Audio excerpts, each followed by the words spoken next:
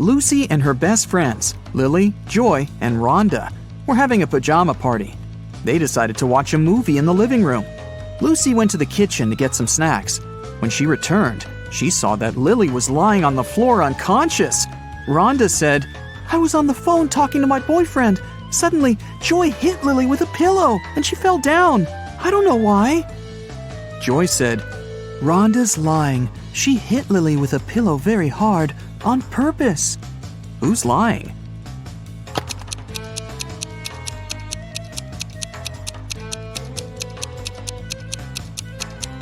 Both of them. There are no pillows in this room. After the movie, the girls decided to play with a Ouija board. They called the ghost of a famous singer. Suddenly, the pointer on the board started moving by itself and wrote this: "Evil lots yad 3 Eva hoy." Can you help Lucy and her friends decode this message?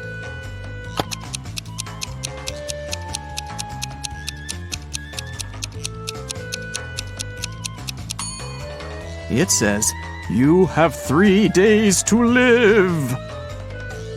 The girls freaked out and interrupted the session. Lily offered everyone to take some pictures. They took many cute photos, but when they scrolled through the gallery, they freaked out even more. Why?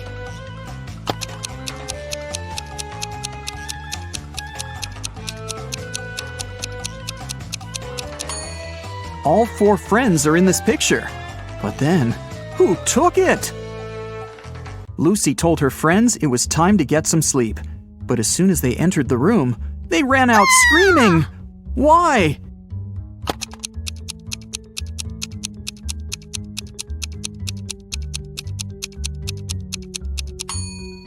Look at the mirror. It reflects a creepy shadow waving at them. Eventually, Lucy offered her friends to sleep in her parents' bedroom, and she opted for the couch in the living room. The TV was on, and it calmed her down. In the middle of the night, she heard some noise from the bedroom and hurried to check on her friends. All of them seemed to be sleeping. Can you guess which one wandered outside?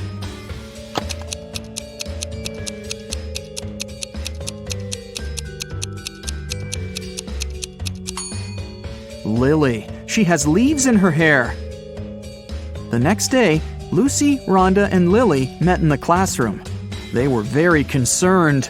Why?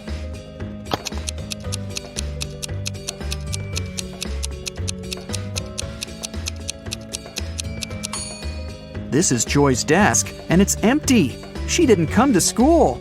Neither did she warn anybody. Look, Lucy is carrying a cup of coffee with Joy's name.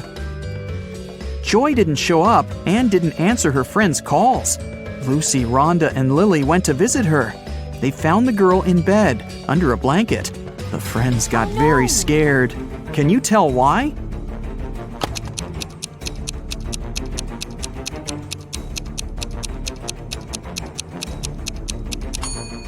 Joy has covered the window with a blackout curtain, and the shape of her ears and teeth has changed. She's turning into a vampire.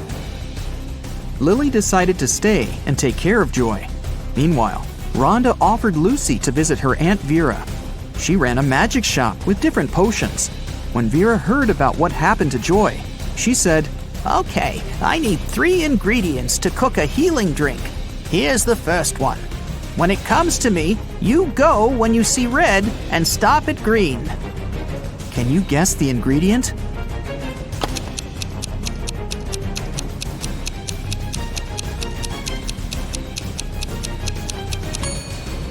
It's watermelon. To get the second ingredient, Vera took Rhonda and Lucy to her cherry garden. Rhonda picked 8 cherries, Lucy picked 13, and Vera picked 14. How many apples did they collect together?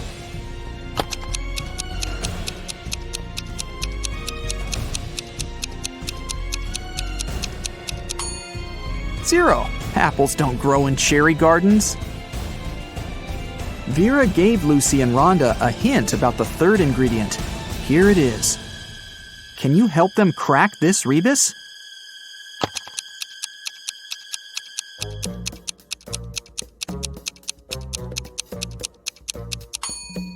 It's mandragora. Mandragora grew near the spookiest house in town. Vera gave Lucy and Rhonda a task to find it and bring it to her store. While Rhonda was searching in the garden, Lucy decided to get a closer look at the house. She saw a sign with a weird name on it, Siomon Eprik. She went to the huge door and opened it quietly. After Lucy got inside, the door slammed shut behind her back. Tons of vampire bats rushed at her. Lucy started pulling on the door like crazy. Suddenly, she saw that there was something written on it. Change the order of letters in Siomon Eprik. She yelled the answer, and the door opened. What did the girl say?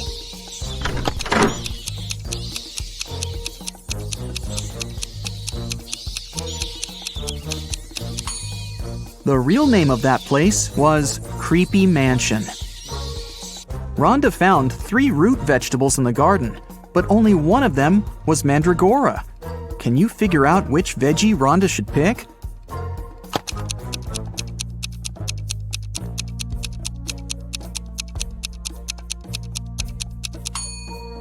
Even if you've never seen a mandrake, you can eliminate the other plants. This is definitely a carrot, and this is a beet. So the remaining one must be the mandragora. Lucy and Rhonda prepared to leave the spooky house, but suddenly they stepped on a trap hidden in the grass and fell into a deep well. They looked around and found 3 tunnels leading to freedom. A fire-breathing dragon was waiting in the first tunnel. It was very angry and disliked people.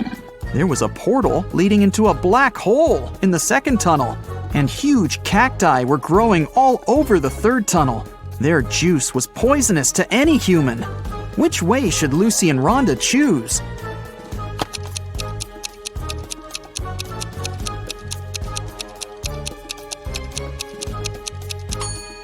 The third one. Look, those cacti don't have any spines, and no one's gonna force the girls to drink cactus juice. Vera cooked the potion for Joy. Lucy and Rhonda took it to the girl's house, but when they entered her room, it was empty. Joy's parents said that Lily and Joy had left together. They were both acting very weird. Rhonda said, "Oh no, they've both turned into vampires. We've got to find them before it's too late." Can you help them find any clues in Joy's room?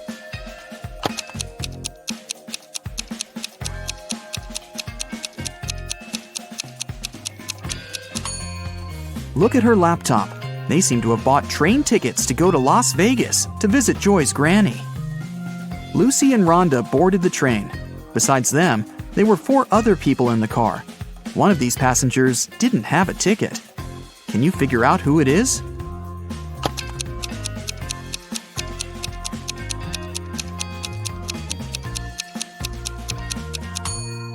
This woman. She's the only one who's hiding her head behind the headrest of her seat so that the camera doesn't spot her. When the train was going through a tunnel, the lights went out and the passengers got very frightened. When the light turned on again, one of the passengers shouted, Help me! Someone has stolen my bag! Lucy immediately realized who had done this. What about you? Any ideas?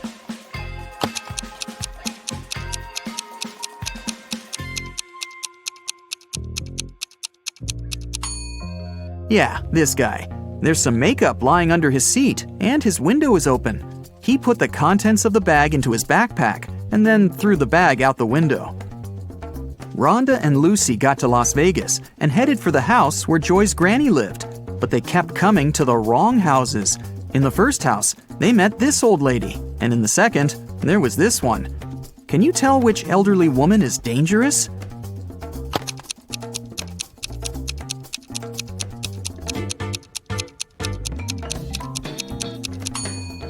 It's the second one. She's up to something, while the first one is just getting ready for a Halloween party. Finally, Lucy and Rhonda found the right house. The door was open. When they entered, they saw Joy's granny unconscious on the floor. She had a vampire bite on her neck. Suddenly, Joy and Lily popped out of nowhere. They had pale faces, sharp teeth, and pointy ears. They came closer and closer, ready to bite their friends. Suddenly, Rhonda began laughing and exclaimed, Stop fooling around, it's just a prank. How did she know?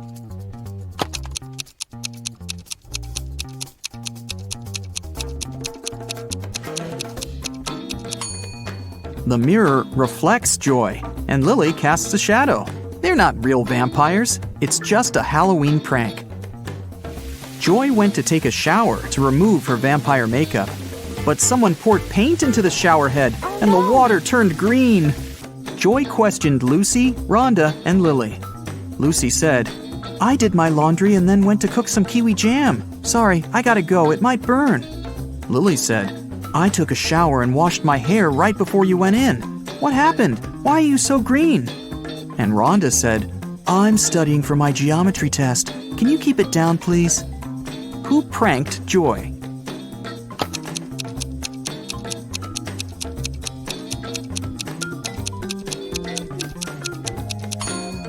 Lily said she'd just washed her hair, but it's dry and braided. Besides, she's wearing a dress under her bathrobe. That's a pretty suspicious outfit.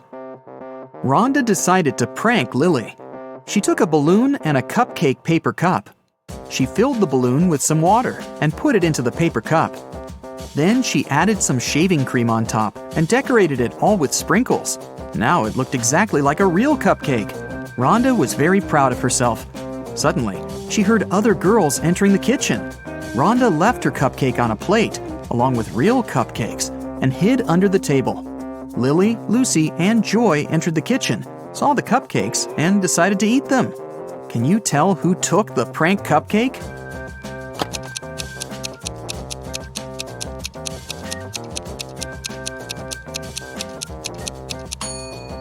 Joy. The real cream has already melted, but the shaving cream still looks perfect. Joy, Rhonda, Lily, and Lucy went out to celebrate Halloween.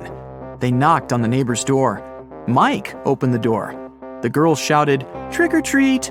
Mike said, "I'm going to give you diamonds instead of sweets if you crack my riddle. You will always find me in the past. I can be created in the present, but the future can never taint me. What am I?" Each of the 4 friends got a beautiful diamond. What did they tell Mike?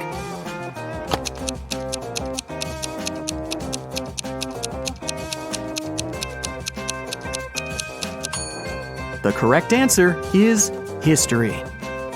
The girls went to the local Halloween party.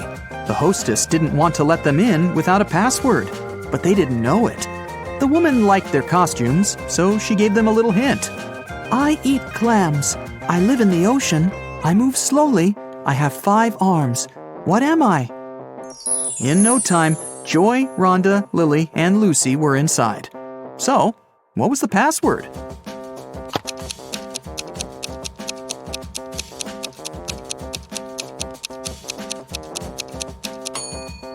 A starfish. You suddenly wake up trapped in a dark room. Your only source of light is a candle. There are 2 doors in front of you. Behind one of them, there's a tunnel that will lead you outside to freedom. Behind the other, just a cold brick wall. You have a key that will open only one of the doors, and you can try it just once. So how do you know which door to try?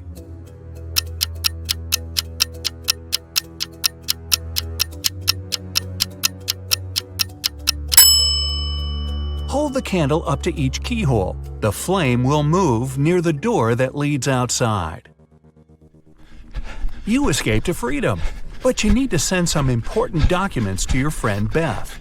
You can't mail them in a regular package because the precious papers will get stolen. So you put them in a box and lock it. But Beth doesn't have the key to this lock. How can you send the papers if you can't send the key to the lock separately?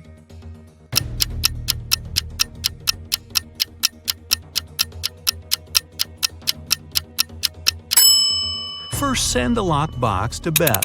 She'll attach her own lock and send the box back to you. Then remove your own lock and send the package again. Beth can then remove her lock and finally open the package. Bad news. You get a call one morning from Beth.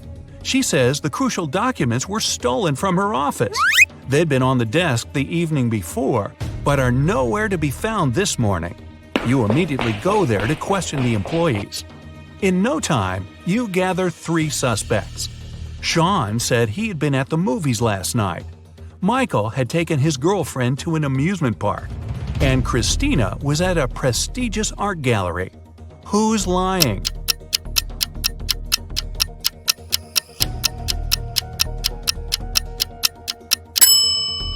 Sean. His movie ticket isn't torn. Having been caught red-handed, Sean makes a break for it. He hops in his car and drives away. Law enforcement are on the lookout. Sean sees a police car right ahead of him and starts driving toward it. Why would he do that?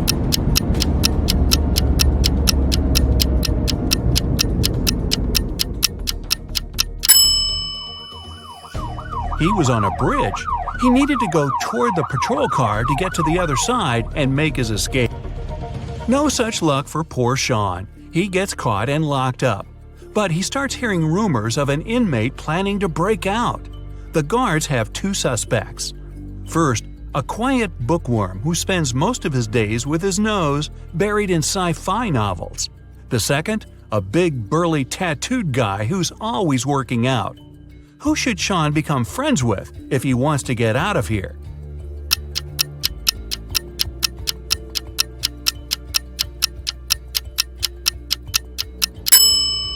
The bookworm. Look closer, and you'll see his bookmark is actually a file. On Friday afternoon, the owner of that same prestigious art gallery discovered that 4 of the most famous artists' self-portraits had been stolen during an exhibition. The police show up to do an investigation, and now they have 3 suspects. Sarah, the artist, said she disappeared into one of the studios to paint. John, the security guard, explained he was just waiting outside and had no idea the portraits were gone. Daniel, the caterer, stated he was at a nearby store picking up extra napkins when the robbery took place. So, who's the thief?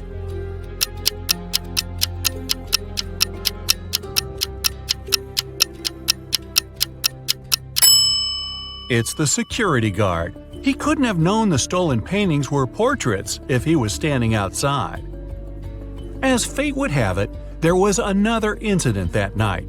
Michael, who never really liked what passed for art in modern times, rushed into the gallery and caused millions of dollars worth of damage to several paintings. Yet the gallery's owner thanked him for his actions. How come?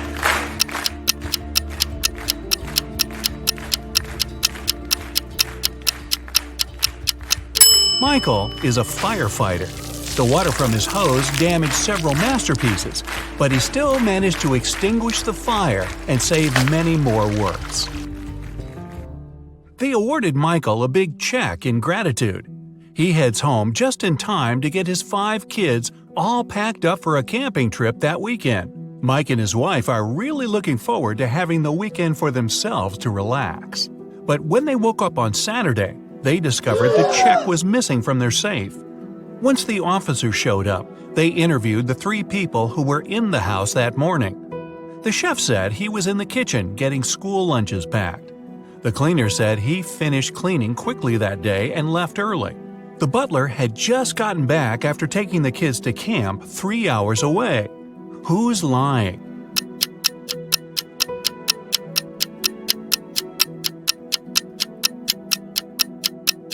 It's the chef. It's Saturday, so there's no school, and the kids have gone camping. Meanwhile, on the other side of town, a scientist is working on something bizarre.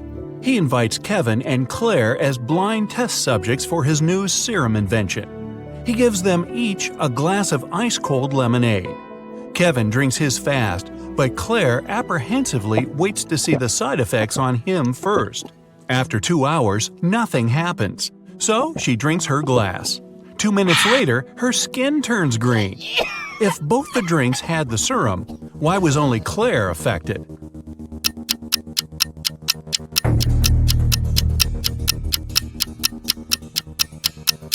The serum was in the ice.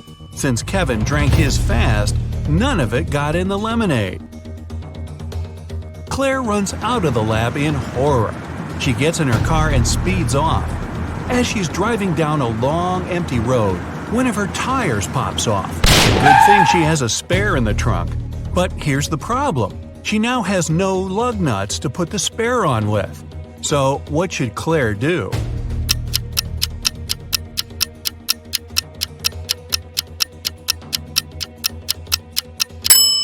Unscrew one lug nut from each of the other 3 wheels and use them to attach the spare tire.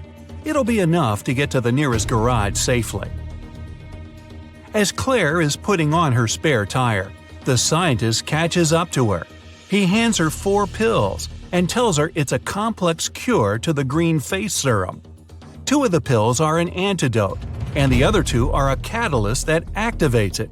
Claire must take 1 of each type together. If she takes 2 of the same, her face will stay green forever. Just as the scientist is handing her the pills, he trips and they get all mixed up. They look identical. What should Claire do?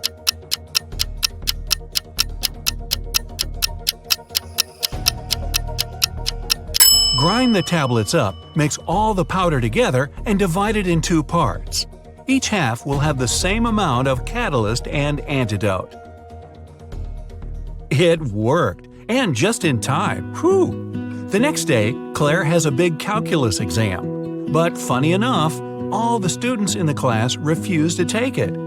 Professor Miller can expel only 1 student for skipping the test. All of them know each other's names. If a student knows they'll be expelled, they agree to take the test. How can the professor make all the students take it?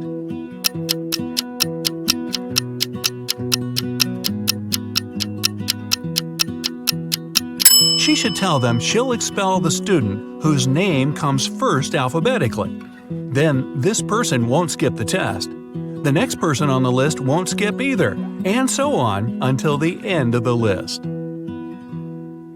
Professor Miller grabs her cup of coffee, takes a sip, goes to set it down, and what's this? It's stuck to her hand. Somebody put glue on the cup, and she's got 3 suspects.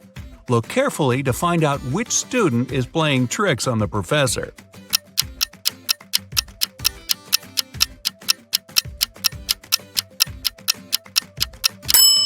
Sure, the first student has an awfully guilt-ridden look on his face.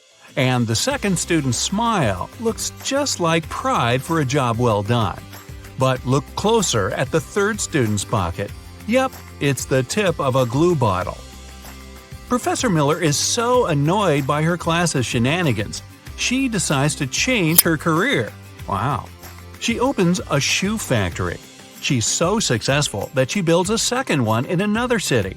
But despite her success, the problems don't end.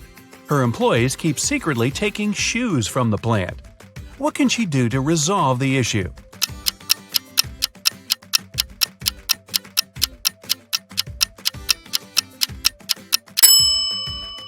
Have one of her factories start making only left shoes and the other only right ones. One of those shoe swipers is driving a semi-truck full of shoes to sell for a profit. He comes to a tunnel and there's a major problem. His truck is just an inch too tall. But he can still drive through the tunnel. How?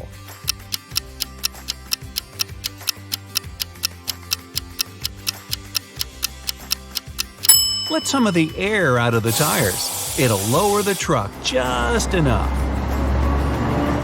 When the shoe swiper gets through the tunnel, he comes to a fork in the road. One goes to the town, the other to never-ending wilderness. There are guides standing at each. The catch? One always tells the truth, the other always lies. The driver doesn't know who's who, and he's only allowed one question. What should he ask to find out which road goes to town?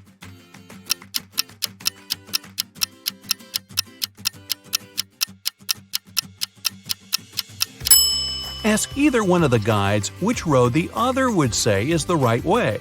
Then he must choose the opposite. The truth teller knows the other will lie, so they'll point the driver toward the road to nowhere.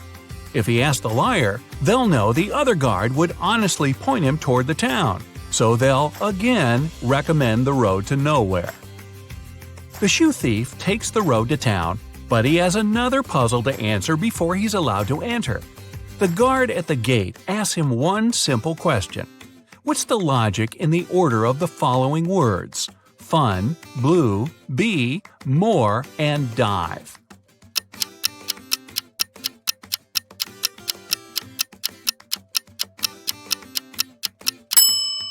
Every word rhymes with its number on the list. Fun 1, blue 2, B 3, and so on. The shoe swiper finally settles down in this new town. Too bad for him, he can only use a payphone to make calls. One day, the phone breaks. He informs the phone company, but they do nothing. He tries again the next day, same result. The third time, he finally gets them to come out and fix the phone. So, what did he say?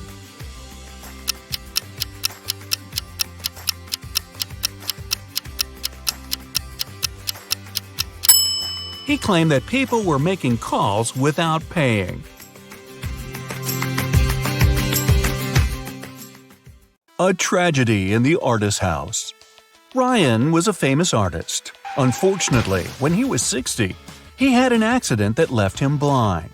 The man hired 3 people to help him: Jason, the driver, Laura, the housekeeper, and Timothy. He looked after the garden. One afternoon, Timothy went to talk to Ryan and found the artist on the floor. Someone had attacked him. The police arrived to investigate. Jason told him he and Ryan had had a great time in the morning playing computer games. Then he left to pick up Ryan's daughter from the airport. Laura said she'd spent all day in the kitchen cooking dinner. And Timothy said that before finding Ryan, he had been at the market choosing new fruit trees for the garden. Who is behind the attack?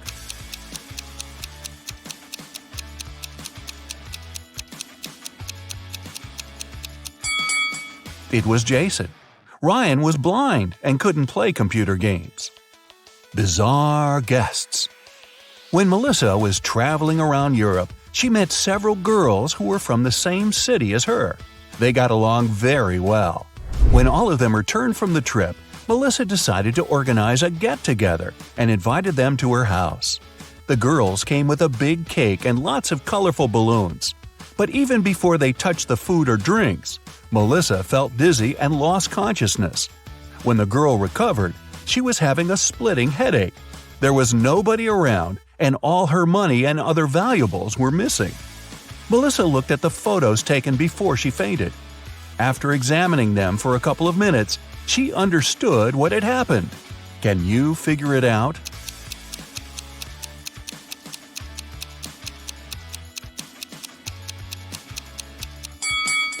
There was sleeping gas in the balloons. The other girls must have put on face masks not to be affected by the gas. When Melissa lost consciousness, they took all her expensive stuff and left. Wow, time to get some better friends, huh? A mysterious disappearance. Stephen called the police and told them his wife Lisa was missing.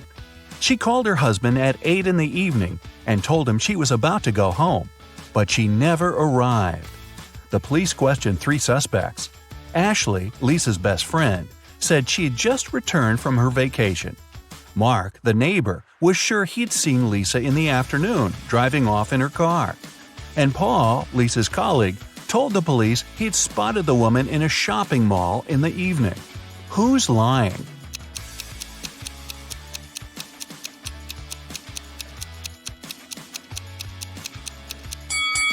Paul knows something about Lisa's whereabouts.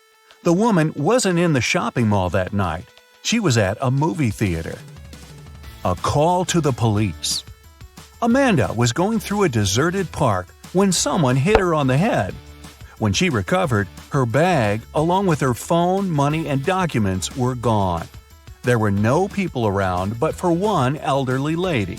Amanda rushed toward her, explained the situation, and asked to call the police. The lady told her not to worry and started to press 911 on her phone. After talking for a minute, she said, "They're going to be here in no time." As soon as Amanda heard these words, she sprinted off. Why?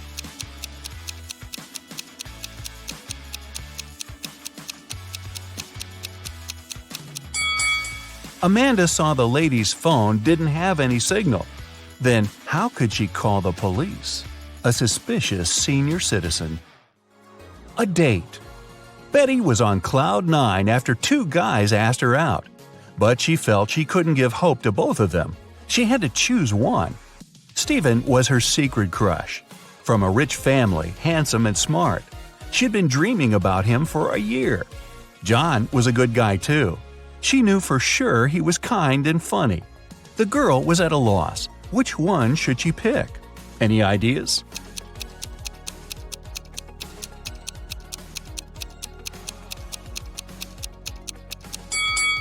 Betty should go for John. Stephen isn't serious about her. He has a lipstick mark on his neck, left there by Stanley. So yeah, better choose John. A bizarre code. Brian's friends invited him to spend the summer vacation in Europe with them. Unfortunately, the guy had serious study problems. To punish him, his dad took his passport away and locked it in a safe. The only way for Brian to get his documents and have some fun was to crack the code. Yeah, we still don't want to crack the books, huh? When he sneaked into his dad's study, he saw a piece of paper stuck to the safe. There were 3 drawings on it: a rose, a rainbow, a calico cat, and a banana. Brian thought for a while and then pressed 4 numbers. The code was correct and the safe opened. Which numbers were they?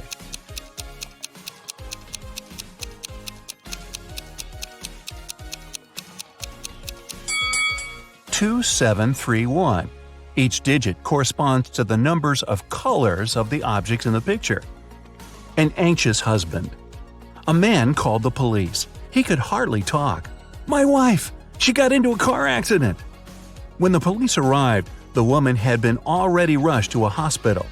The detectives found out that she had crashed into a tree right next to her house. The car was beyond repair. One of the police officers examined the vehicle and saw the woman's bag. Inside, he found her driver's license and car keys, some money and bank cards, a notebook and her passport. After that, the husband was immediately arrested. Why?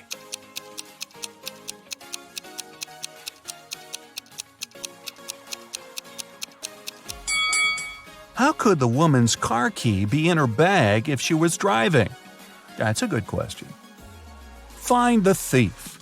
Detective Lawrence was walking along the street when he heard someone screaming. He rushed over there and saw a teenager crying. What happened? "I was talking to my friend when someone grabbed my phone and pushed me to the ground. When I came to my senses, there was no one around, but I saw that cafe's door closing." The detective entered the cafe the girl was talking about and looked around. There were 5 people inside. All of them seemed to be rather decent. Can you figure out who's the criminal?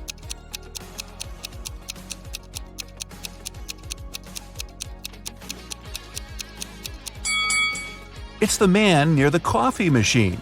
His drink is still steaming. It means he just bought it. A crime in the neighborhood. One day, Mr. Martin called the police. His car was stolen right from the street outside his house. The detective questioned 3 suspects. Eric, a teenager who lived next door, said he had been at school and had seen nothing suspicious. Amy, a young artist renting a house across the street, had been too engrossed in her work to pay attention to her surroundings.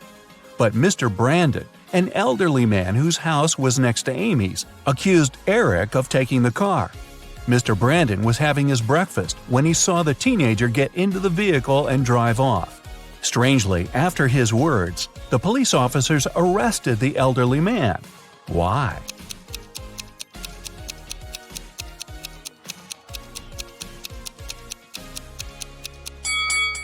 The only thing Mr. Brandon could see out of his window during breakfast was his tall brick wall. Desperate for help. Kenneth, a newbie police officer, was walking along the street, proudly wearing his uniform. Suddenly, a pretty girl rushed toward him. "Help!" she screamed. "I've been mugged!" After Kenneth made her calm down, the girl told him her story. "I was walking home from college when a man ran up to me. He hit me in the eye and took all my jewelry and money." When Kenneth heard this, he immediately realized the girl was lying. How?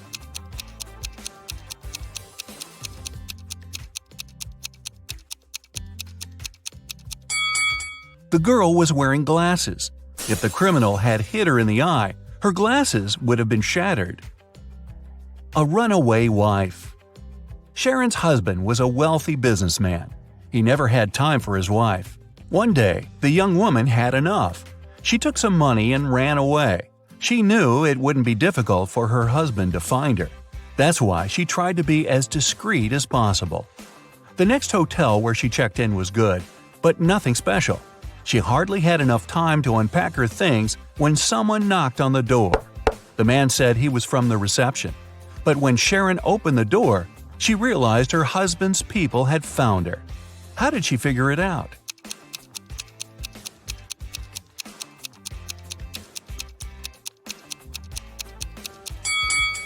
The man's uniform was different from the one the hotel receptionists were wearing.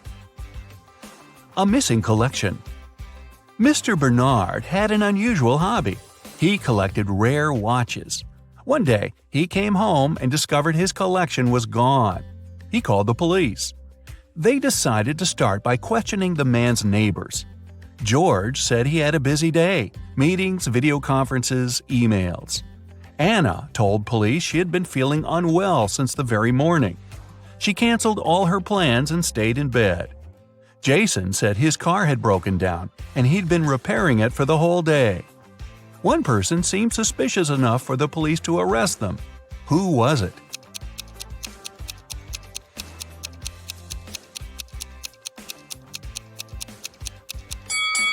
Anna was lying. Look at her, all dressed up, wearing accessories and makeup. She doesn't look like a person who has spent all day in bed.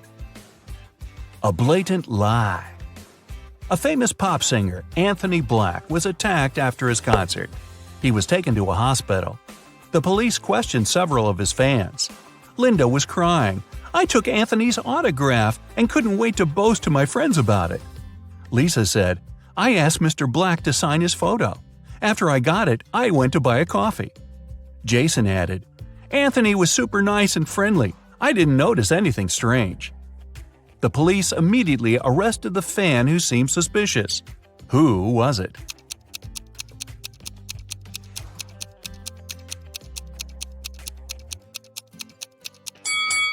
It was Lisa. The autograph in the photo looks different from the singer's real signature. Riddle number 1. Who is guilty? Sherlock Holmes was working on a tricky case. One day he vanished. The only thing John Watson found on his desk was an encrypted note. It looked like this: D+1, L+1, H+1, K+1, X+1. He knew Sherlock had 3 suspects: David, Susan, and Emily. Who was behind the disappearance of the famous detective?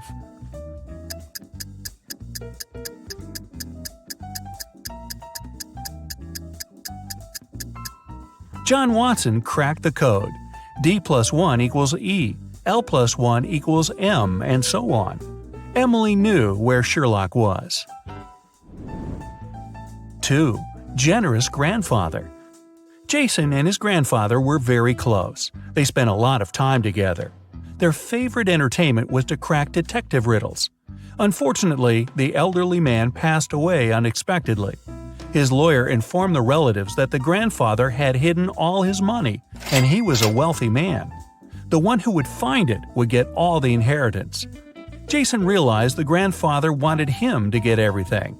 He ran to his office and soon found out where to look for the money. Can you figure it out?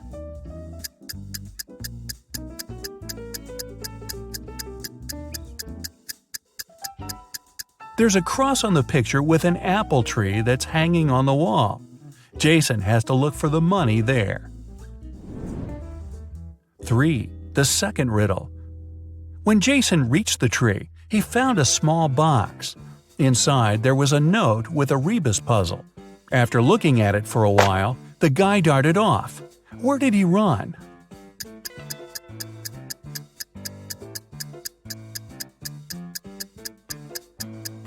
The rebus says back door. That's where Jason headed. There, under the stairs, he found another box with a key to a bank safe deposit box inside. 4. East and West. The king's 2 most trusted bodyguards, created a method of keeping their boss safe. With the monarch between them, they were going to stand looking in the opposite directions. One would face the west and the other the east. At the same time, without using any reflective surfaces, they would both see the king clearly. How would they do it?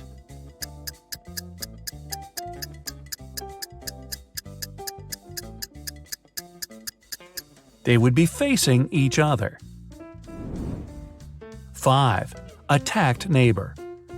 Detective Oliver Norton was leaving for work in the morning when he saw a man running out of his neighbor's house.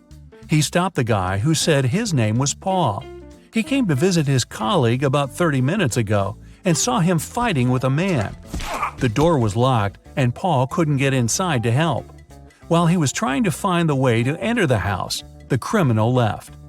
Paul entered and saw his colleague lying on the kitchen floor, unconscious. Oliver and Paul came into the house. Nothing seemed to be out of the ordinary, but after looking around the kitchen, the detective arrested the man. Why?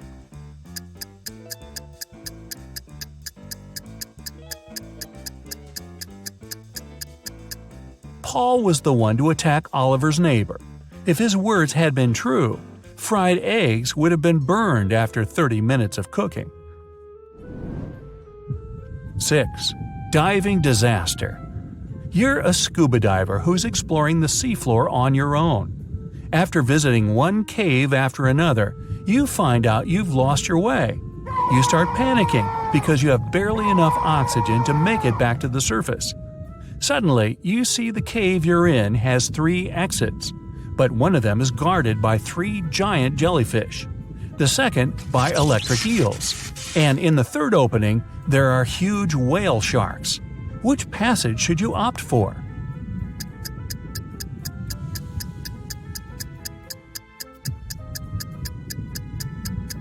Choose the exit guarded by whale sharks. They get their food by filtering water and are totally harmless to people. 7. Stolen documents. At 11 a.m., Liam got a call from his friend, the owner of a law firm. The man was in distress. A very important document had disappeared from his office. It had been on the desk the evening before, but nowhere to be found in the morning. Liam immediately went there to question the employees.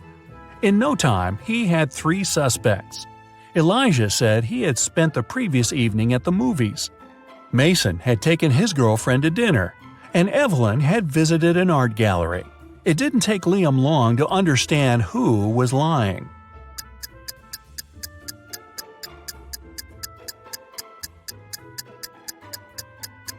It was Elijah. His ticket wasn't torn. 8. Real or fake? Kevin decided to visit his elderly aunt he hadn't seen for several months. But when he got to her house, he saw 2 men wearing construction worker uniforms. They were moving out some furniture. What are you doing here?" Kevin asked. "Miss Saunders hired us to help her get rid of old furniture. We're from Pick and Carry Transport Company," one of the men answered. He sounded sincere, but Kevin felt there was something wrong about the whole situation. Suddenly, he realized the men were thieves. How did he understand it?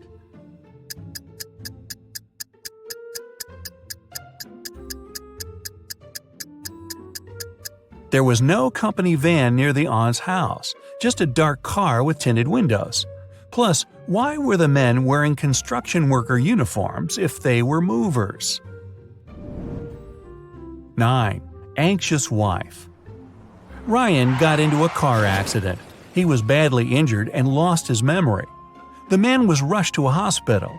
When he came around in his room, he saw 3 young women near his bed. The doctor informed them Ryan had to stay there for at least a week. Unfortunately, the poor man couldn't remember who the women were. Each of them claimed to be his wife. "Sweetheart, but what if you never remember me?" the woman on the left was crying. "Honey, I'm so worried. Let's go home and I'll take care of you," the one in the middle exclaimed. The girl on the right was furious. "They're trying to steal you from me. Let's leave this place right away." Which lady is the man's wife?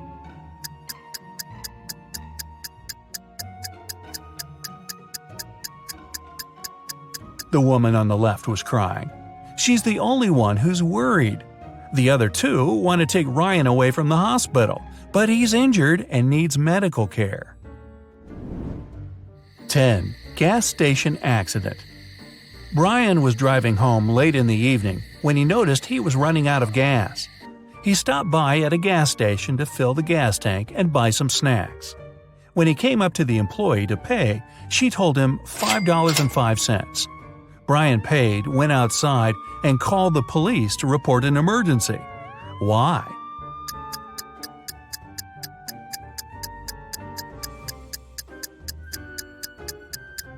The cash register showed $18.35, but the cashier said $5.05, which looks like SOS. 11. Trapped in a well. Eric was a famous detective. Once he was investigating a case and found some crucial evidence. The next morning, he woke up in a well. It was old, deep, but luckily not filled with water. On the flip side, there was no way he could get out to the surface. Suddenly, Eric saw his main suspect's face at the top of the well. "You won't live long enough to rat me out," the man shouted. And then the detective felt soil falling on his head. The criminal was going to bury him alive. But in an hour, Eric was already out of the well and running away. How did he manage to get out?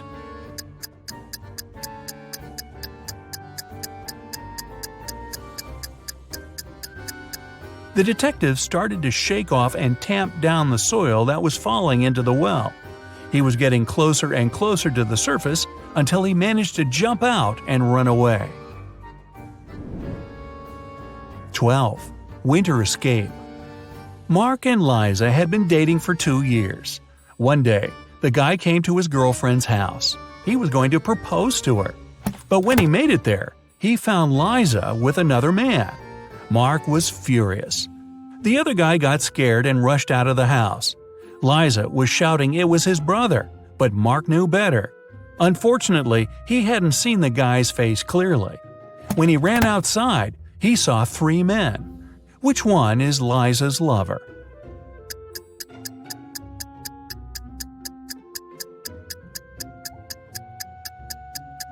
It's the guy on the left. It's freezing outside, and the other 2 guys have red cheeks and noses.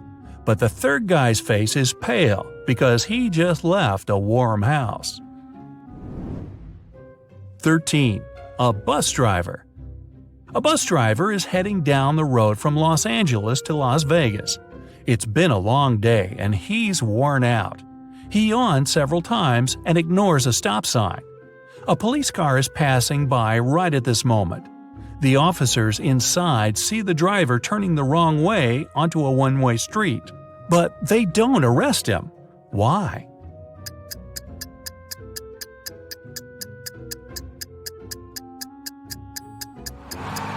The man's walking, not driving a bus. 14. A mysterious man. A man and a woman are driving along a road at breakneck speed. Suddenly, the man pulls the car over. He tells the woman he'll be right back and sprints into a large building. The car doors are locked, all the windows are up. But when the man returns, he finds the woman unconscious. There's also a stranger in the car with her. Surprisingly, instead of pulling him out of the car, the man hugs him.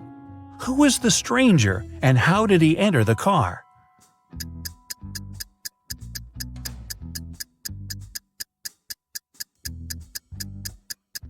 The woman was in labor, and the man was driving her to a hospital.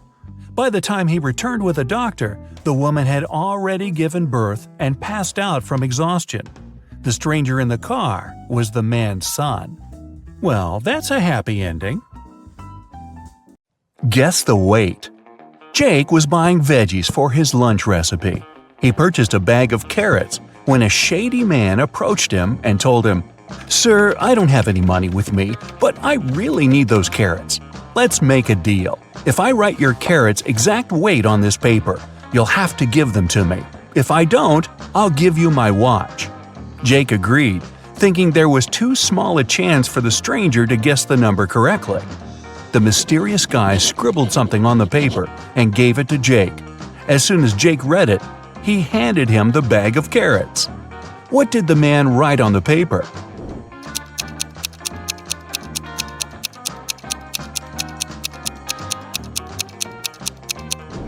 Your carrot's exact weight, just like he said he would. Will he win the game? Mark was visiting a new game store in his neighborhood. That day, staff members were giving away free games if the customers answered their questions correctly. Mark got in the queue and waited anxiously to see if he'd get the board game he wanted.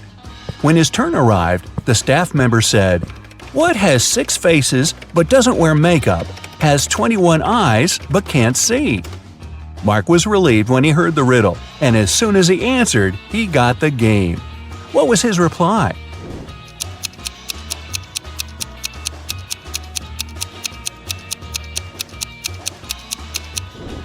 A dice. The indivisible apples. Sam went apple picking with his sister, and on the way back, they met their 4 cousins. There were only 5 apples in the basket, and Sam had to divide them equally between his sister and their cousins. But 1 apple had to remain in the basket that he'd take home. How would he divide the apples?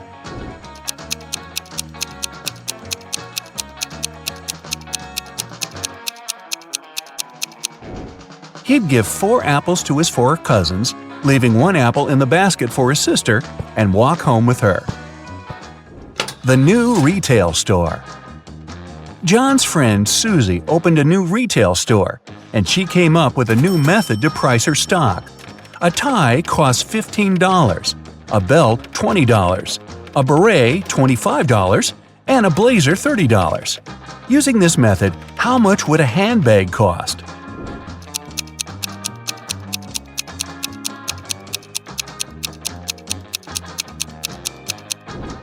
$35.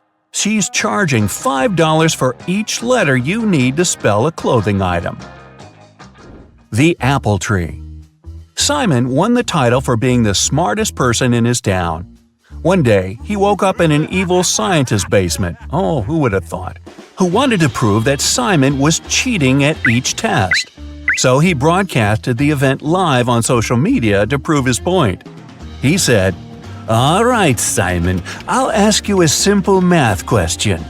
A farmer in California has an apple tree in his backyard and supplies the fruit from the tree to a local grocery store. On Sunday, the store owner called the farmer to see how much fruit he'll deliver on Monday. The farmer knows that the main trunk has 26 branches. Each branch has exactly 15 boughs, each bough 8 twigs, and each twig 1 fruit. How many oranges will the farmer deliver?" Simon immediately gave the correct reply. Can you?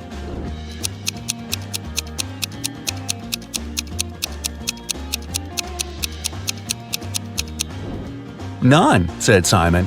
"Apple trees don't bear oranges." Well. When partying goes wrong. Mason, Jacob, Susie, and Edward were having a party at Edward's place. The next day, Edward was found unconscious, and none of the 3 friends knew what happened to him. When the police showed up, they found a note next to Edward's calendar. It read 3, 4, 9, 10, 11. Immediately, the detective knew who did it. What about you?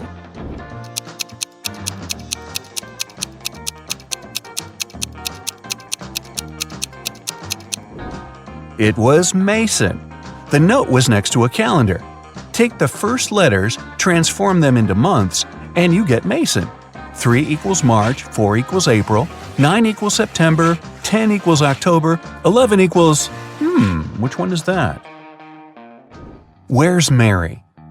Sarah and Jamie were spending the weekend at Mary's house.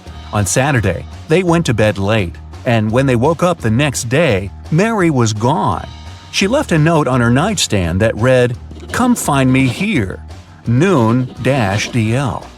What does the note point to? A city, a famous mountain, a forest, or an island?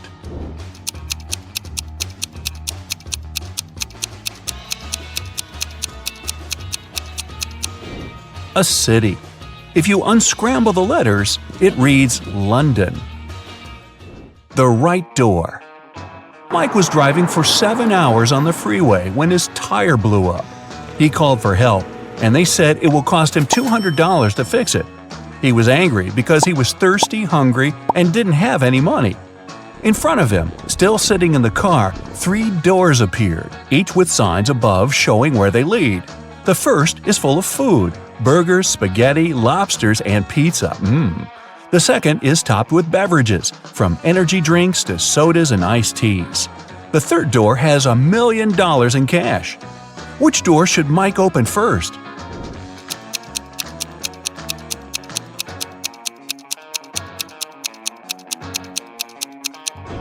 His car door. Who took the car? Mr. Ronald returned home from his 3-week vacation only to find his car missing. He left 3 of his employees at work to take care of the house, but none of them were there when he returned. To catch them off guard, Mr. Ronald video called each one. Sean said he was on the bus back home after a long night out. George said he was heading to school for his lecture, but he could pop by to help him find his car. Chris said he had just arrived at his hotel room in Italy and had no idea what happened with the vehicle. Right away, Mr. Ronald knew who was lying.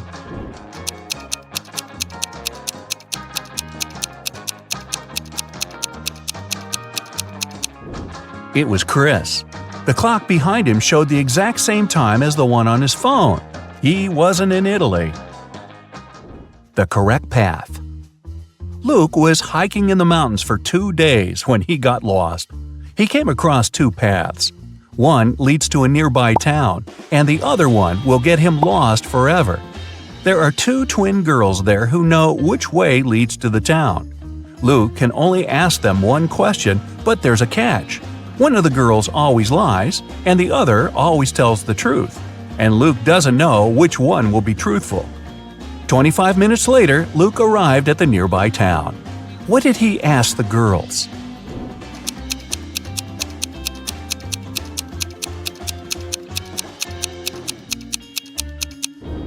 If I ask your sister for the correct path, which one would she show me? They'll both point in the same direction, which means Luke took the path they didn't point at. Where's he hiding? Jim escaped from prison on Saturday. The police had been patrolling the town he was last seen in until they got a tip. A neighbor saw him entering one of these 3 houses, but he couldn't remember which one. The police took a closer look at the houses and arrested him. How did they find out the correct house?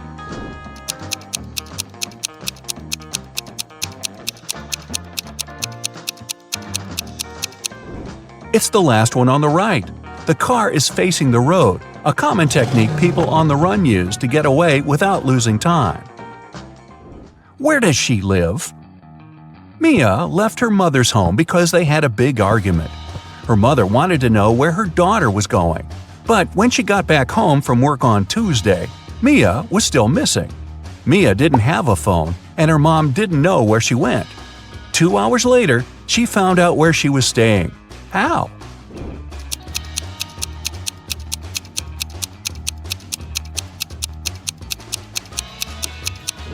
She dialed the last number on the phone and told the person on the other side that they'd won the lottery. She told them they needed their name and address to give them the prize. Which is the correct door? Shane is an archaeologist who snuck into some underground caves in Egypt.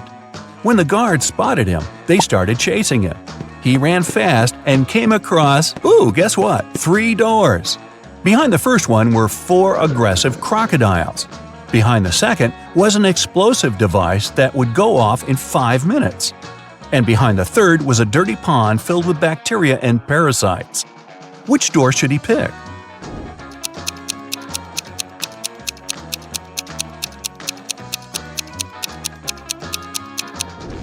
The second door. But because the guards were coming quickly, he should move the device to the room with the crocodiles and then run away to avoid being caught. The lost suitcase.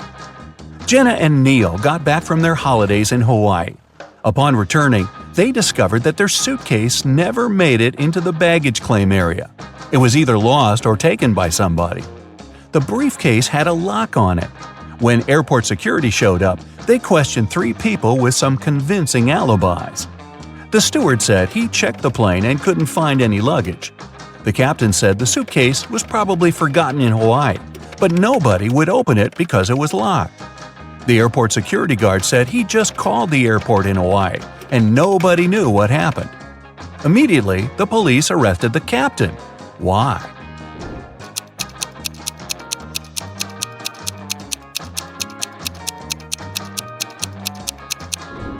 He knew the suitcase was locked, but nobody told him that. The break-in. Susan's apartment was broken into the day before Halloween. When she went home from work and saw the mess, she called the police. The door didn't have any signs of a break-in, just an open window. The detectives questioned 3 of her neighbors. Mrs. Ruth was knitting a pair of gloves for her great-granddaughter. Michael said he was working a 14-hour shift the day before, and he was sleeping all day. Dennis said he had broken his leg and didn't leave his home for 3 weeks. The police immediately knew who was guilty.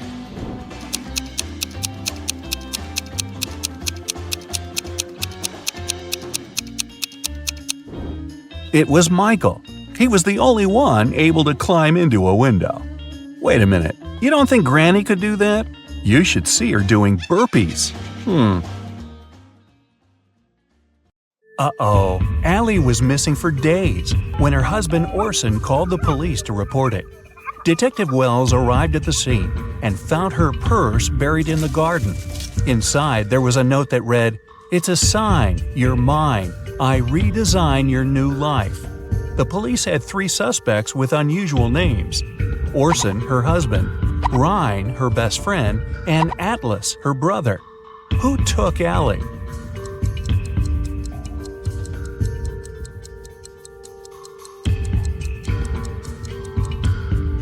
It was Ryan. Almost all the words in the note rhyme with his name. While driving in a storm, John saw 3 people standing in the rain at the bus stop, but he only had 1 seat available in his car. Who gets the ride? His childhood friend, an old lady that looks like she's freezing, or his wife?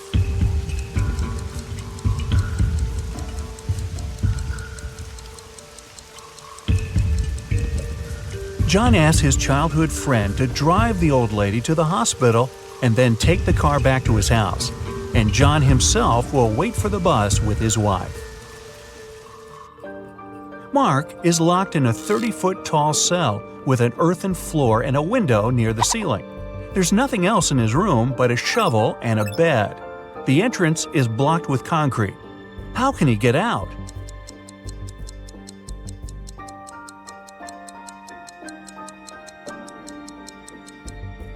Mark can shovel the soil to the wall underneath the window and climb out. Detective Jones was called one day by Border Control about a suspicious pickup truck.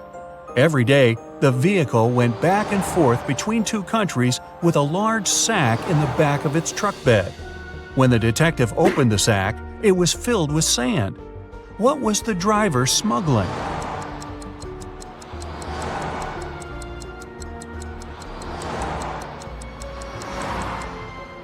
Trucks. A geography teacher vanished on the first day of school. When the police arrived, they suspected 4 people who claimed to have alibis. The landscaper was mowing the front lawn. The English teacher was giving students a surprise test. The principal was preparing for his welcoming speech. And the coach was meeting new students who wanted to join the football team. Who was lying?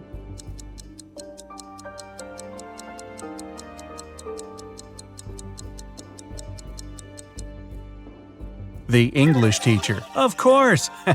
Students don't get surprise tests on the first day. Well, maybe not at this school. A crazy scientist took 10 people into his lab to check their intelligence. He gave everyone 2 pills and a glass of water. He told them, One pill is a placebo and the other is poison. Whichever you take, I'll take. But somehow everyone ended up unconscious after the trial except for the scientist. How did he do it?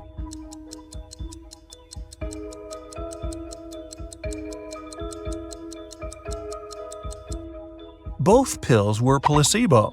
The poison was in the water. Shane and Mia went to Japan for their honeymoon.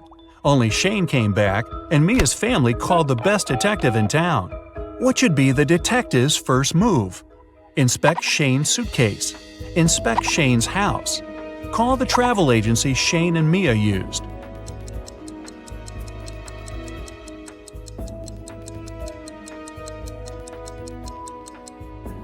Call the agency to see how many return tickets Shane had booked. He's a suspect, and he shouldn't know the police are investigating him to avoid losing the evidence. Someone knocked on Amy's hotel room door. When she opened it, she saw a mysterious man.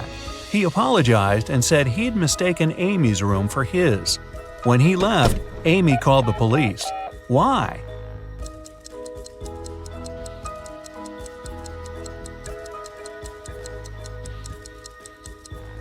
Nobody knocks on the door of their own room. This is a technique used by people who want to break into someone's home. A worker was found unconscious near the entrance of an abandoned building. He has no memory of what happened, but seems to have fallen from the building. Detective Marks is assigned to this case, and he must figure out whether the worker fell or was pushed. He goes to the first floor, opens the window, and throws out a small rock. He does the same on the second floor and all the way to the top. When the detective comes back down, he's sure the worker was pushed. How does he know?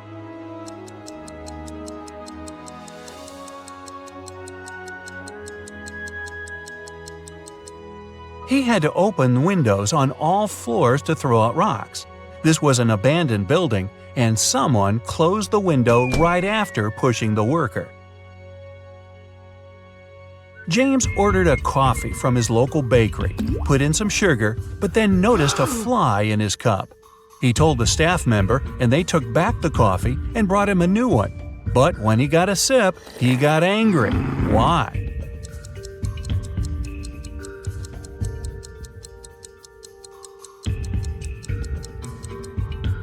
His new coffee was already sweetened. The staff member only removed the fly. Tom was walking in a snowy park at 10 p.m. when he got attacked from behind. He didn't see who knocked him out, and he immediately went to the police. The detectives questioned 4 suspects. Adam said he was at a suit fitting for his dinner later. Daniel said he was hosting a party at his place. Susan said she was working out before going to work. And Luke said he went to the park to get some cool photos of flying birds. One of them is lying. Who?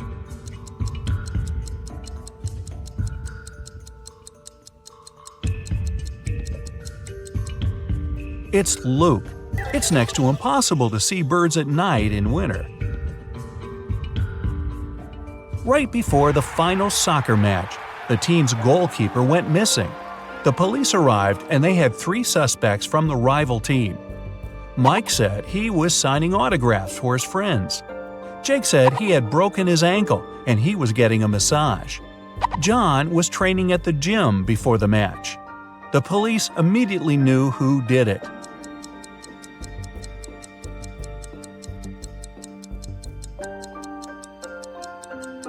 It was Jake.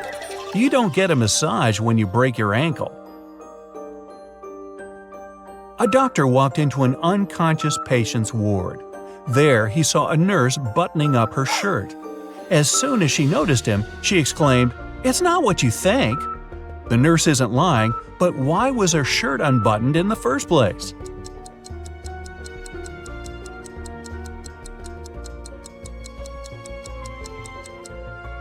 She got locked out of the changing room and knew that the patient was unconscious, so she went to his ward to change into her uniform.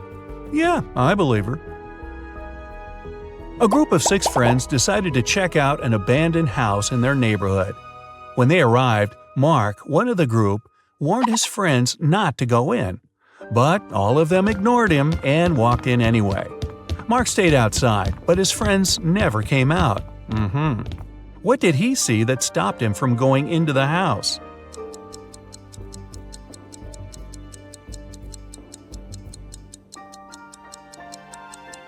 There were footprints going in, but none coming out. Detective Stevenson is taken by some of his mean supervisors who want to test his intelligence. They put him in a room with 2 doors. One leads to freedom, while the other opens onto a bottomless pit. There are 2 guards, either responsible for one door. One of them always tells the truth, while the other always lies. Stevenson doesn't know who's the honest one, and he can only ask one question to one of them. What should the question be to save his life?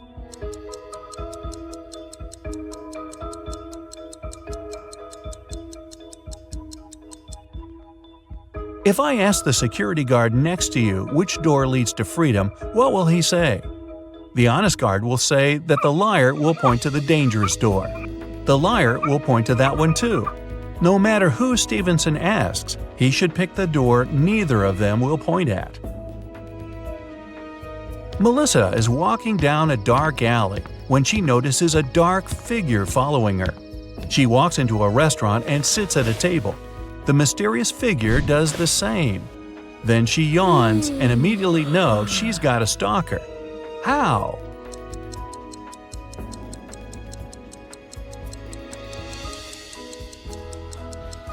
When she looked up, the mysterious figure was also yawning. It means they had been watching her. The director of a large company was found unconscious in his office.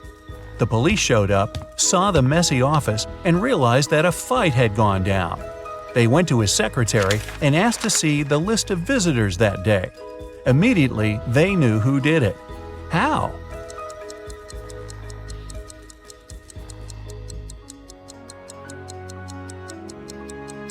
The last visitor was the culprit. During the fight, the wall clock also stopped because it got hit. It showed the exact time the last appointment took place. Sarah wanted to get some money from her brother for a house. She couldn't tell him the truth and asked him for an expensive gift. After a week, her brother gave her a glamorous tiara. Then she went to her second brother, asked for money, but he gave her jewelry. Still, she's got both money and jewelry. How is it possible?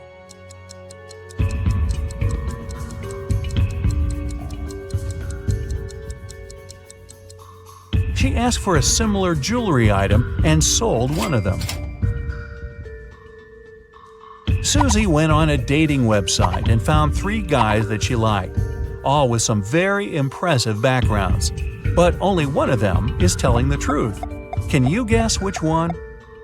Shane said he was an astronaut. He went to Mars and enjoyed a beautiful sunset. Chris said he was a scientist and went to the North Pole. He enjoyed being on floating ice and seeing both Arctic foxes and penguins.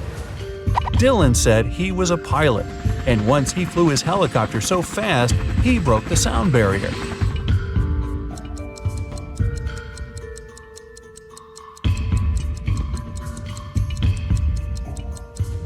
Shane is telling the truth. The sunset on Mars is blue. There are no penguins in the North Pole, and helicopters can't travel faster than the speed of sound. Oh, and yes, we'll also ignore the fact that no one's been to Mars yet. Susie also thinks Shane has beautiful eyes, so who are we to disrupt this love connection? Okay, time for more riddles, the Parents Edition. There are 3 categories of questions: easy, which award 1 point each, average for 2 points, and hard for 3 points.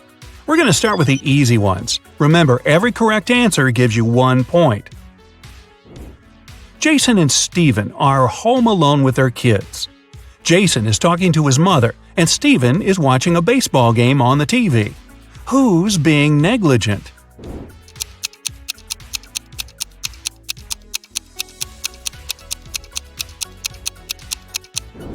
Jason. Although both babies might fall out the window and both dads should watch out, Jason's baby is on the higher floor. Whoops. Mila and Gregor cook dinner for their kids. Which one of them is, the most confused?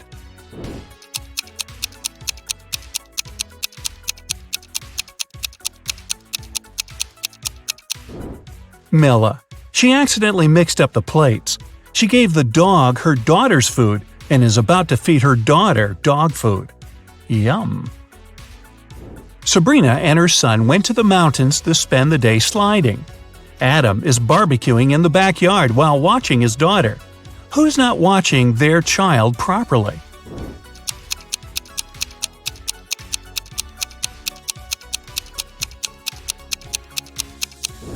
Sabrina. Her son is sliding right into a big hole in the ice. Rebecca and Natalie took their kids to the lake. The boys are about to jump from the cliff. Whose child is in danger?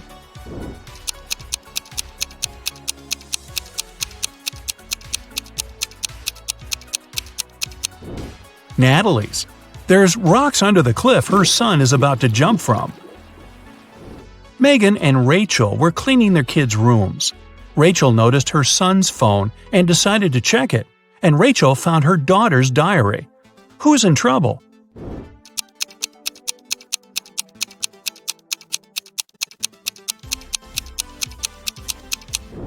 Rachel. It's bad to read a child's personal things, but she's also going to be busted because her daughter is about to walk into the room. Mary and her son are spending time on the beach. Chris and his children are watching a TV. Which parent is doing something wrong?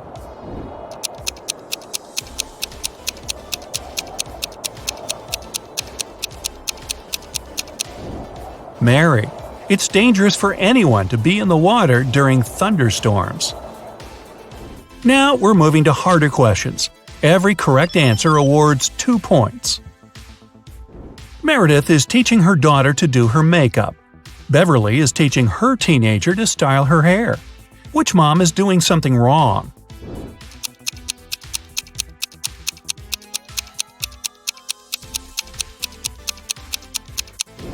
Beverly. The hair straightener isn't plugged in. Nicole and Diana are spending time with their kids. Nicole is reading to her son, and Diana is watching cartoons with her daughter. Who is not behaving wisely?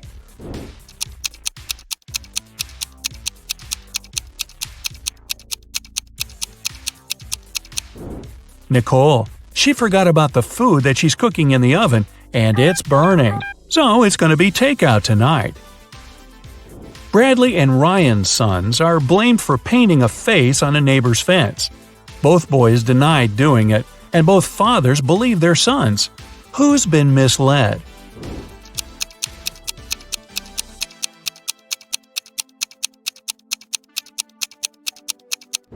Ryan. His son still has green paint on his hands that he couldn't properly wash off. Jennifer went for a walk with her son, but she got distracted talking on the phone. Mark left his daughter in a closed car while he entered a store to buy garden tools. Who has made a bigger mistake?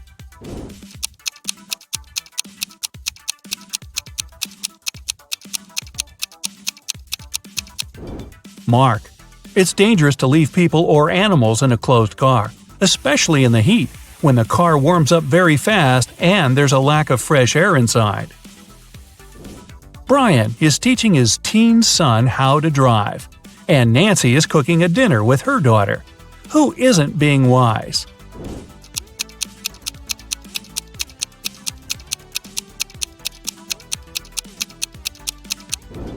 Brian.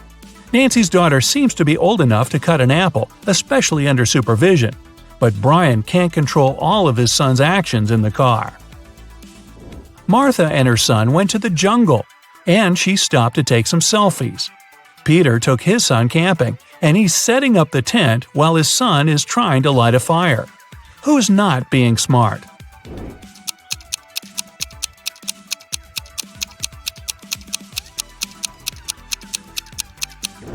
Martha. Her baby is approaching a snake that can be venomous. Melissa and Stephanie are doing chores. Melissa is handling the laundry, and Stephanie is cleaning the kitchen. Who should be more careful?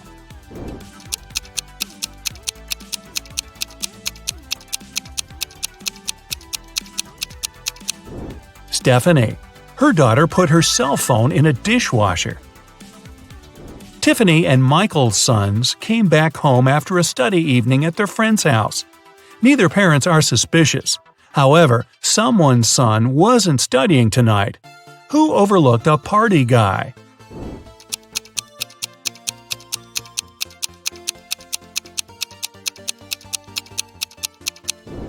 Tiffany. Her son has a lipstick stain on his collar. Jack and Vivian took their kids to school. Now Jack is walking to work and Vivian is driving to a store. Who forgot something?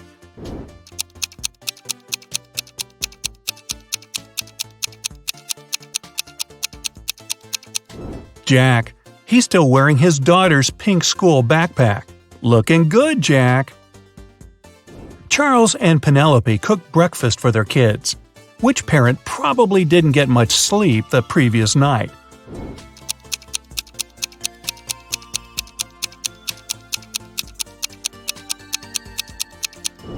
Penelope.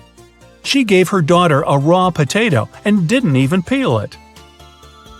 Sandra is doing gardening with her daughter. George is watching his child swimming in a pool. Who's being stupid?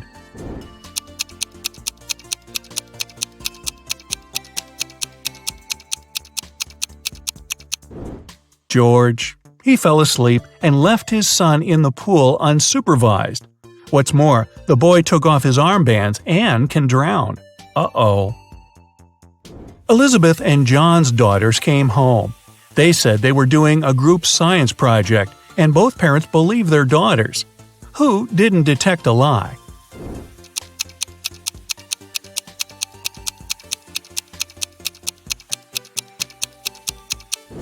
John. His daughter is wearing a sweater on a hot day, so she could be hiding something. Jessica and Aaron cooked a dinner for their families. Jessica cooked Thai soup, and Aaron made mashed potatoes. Who is a bad cook?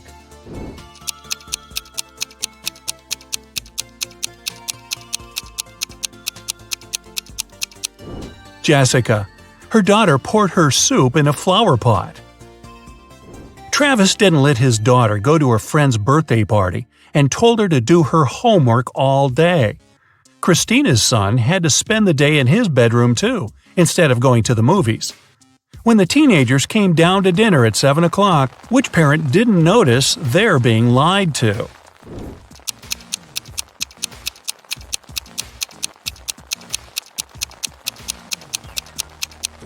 Travis. It's raining and his daughter has wet hair. It means she was outside and not sitting in her bedroom. And finally, the hardest questions for 3 points each. Dustin is cooking dinner with his daughter. Joseph is mowing the lawn while his child is playing nearby. Who isn't smart?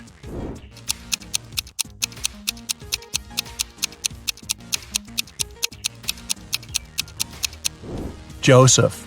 Lawnmowers are very dangerous machines and should never be used if there are kids around. Sean is teaching his little son how to chop wood. Camilla is listening to music and washing the dishes while her baby is sleeping upstairs. Who's making a mistake?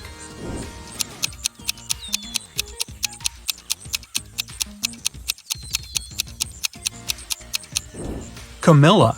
The music is too loud, and she won't hear if her son wakes up and cries. Brandon and Daniel are watching their kids playing in the backyard. Who's not being wise?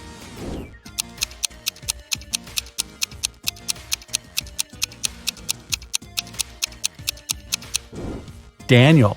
His son is playing in the sunshine without a hat on and might get sunstroke. Pamela is getting ready for the meeting with her son's teacher at 12 o'clock. William is driving his son to a birthday party. Who isn't very attentive?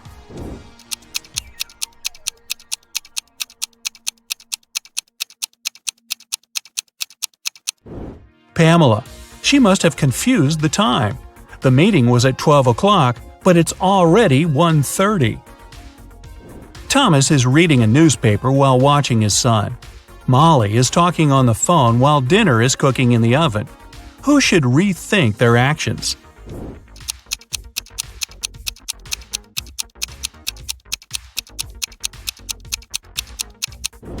Molly. She forgot to turn on the oven. Samantha and Bob are sending their kids on a school field trip. Which of the parents forgot to do something?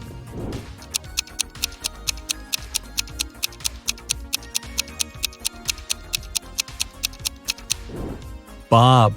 Why is he holding his son's lunch? The kid is not eating today. Sum up your points to check your results.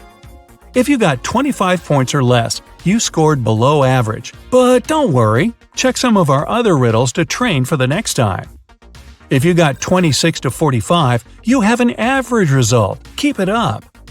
If you got between 46 to 60 points, you have an above-average result and you definitely are a riddles master. And finally, if you have 61 or more, you're a real genius. Or you're on your second or third time watching this video. Come on, fess up. Ellis had to go to the hospital the other day. When she entered, she immediately felt something off about the place. Walking along the hall, she spotted 3 doctors. There was something completely wrong about one of them. Which doctor is crazy?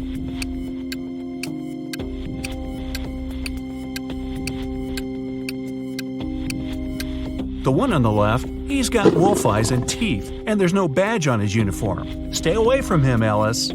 Alright, Ellis didn't listen to our piece of advice and went straight to Dr. Wolf's room. He says he needs to apply some new protective cream on her, but in fact, he just wants to test it. After covering Ellis with this magic lotion, she shouldn't have trusted him. He makes Ellis choose one of 3 containers to jump into. Wow, this is a weird hospital. One of them is filled with toxic waste. In the second container, there's acid that can eat through metal. The third one is filled with lava from a volcano that almost ruined a whole town a year ago. What container should Ellis choose?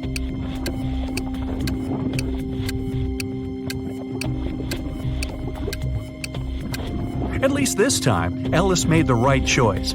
She picked the container with lava.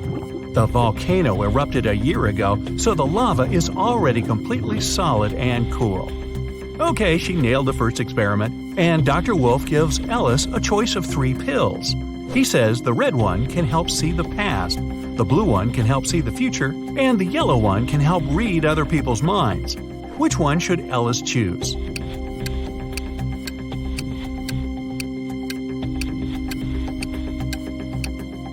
Ellis was smart enough this time. She randomly picked the yellow one, but she suspected it was another experiment. She gulped the water but never swallowed the pillow and still has it in her cheek. In fact, all 3 of them were poisoned. When the wolf went outside for a second, Ellis spat out the pill and ran away. Hey, try the urgent care clinic, Ellis. No wolves there. Ginny was cooking dinner for her friends. When everyone was at the table, she suddenly realized there was something wrong with one of her friends. Which friend didn't like the meal?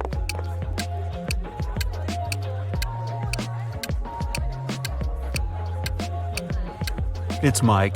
He secretly shared it with Jenny's dog. Everybody knows that an old witch lives in this spooky old house. Nobody really wants to meet her. Mary is in this house right now, but she seems to be alone. How come?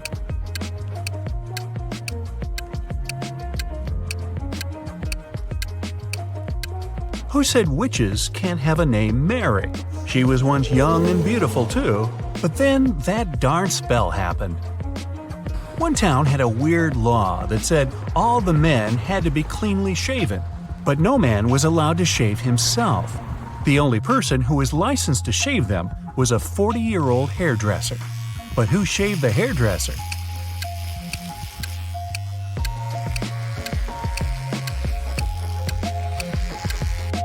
Yeah, there was no need. The hairdresser was a woman. Allison met a stranger yesterday, and she immediately knew who he was. She hadn't seen this person before, and no one had ever described him to her. He wasn't a celebrity, and he wasn't doing anything unusual. So, how come she knew who he was?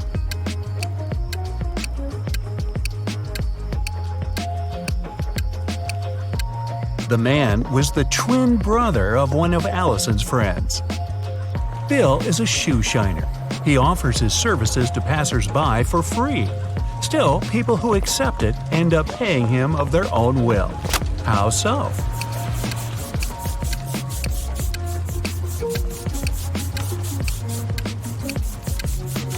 Bill shines only one shoe for free.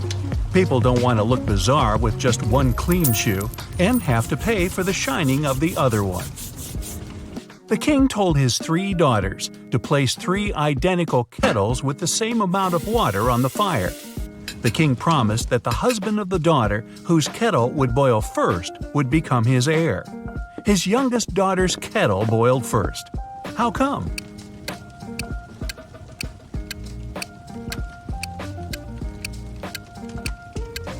While the other daughters kept lifting their kettle's lids to check if the water was already boiling, the youngest one kept it closed. Up for some math? Nah, just kidding. You'll only need your logic. Find a way to get 200 out of 188 by just using one line.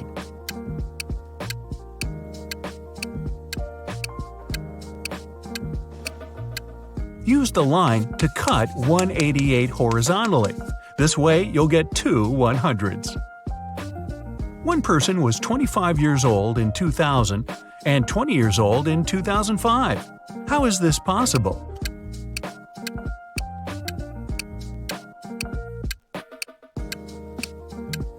This person lived before Common Era. One man went to his friend's party and told his wife he'd be back before sunrise. He shaved and left home. He returned as promised before sunrise, but he was sporting a long, thick beard. How come?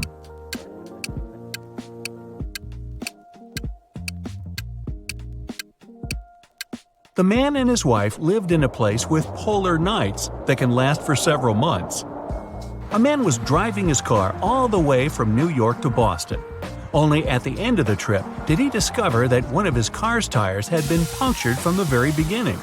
Still, he managed to reach his destination successfully, and his journey wasn't affected by this problem at all. How is it possible?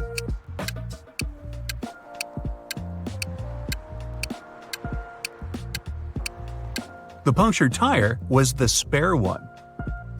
The financial director of a big company finally persuaded new partners to sign a super important agreement. He then put this document into a folder and left it on the table in his office.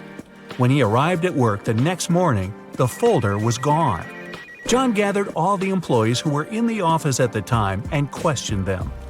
The cleaning lady said that she had been busy washing the floor and hadn't paid attention to anything around. The designer explained that he hadn't left his working place even once. What's more, being an artist, he didn't have any interest in agreement documents. The accountant admitted that he had entered John's office to have some documents signed. But once he noticed there was no one inside, he immediately left. Who took the folder with the agreement?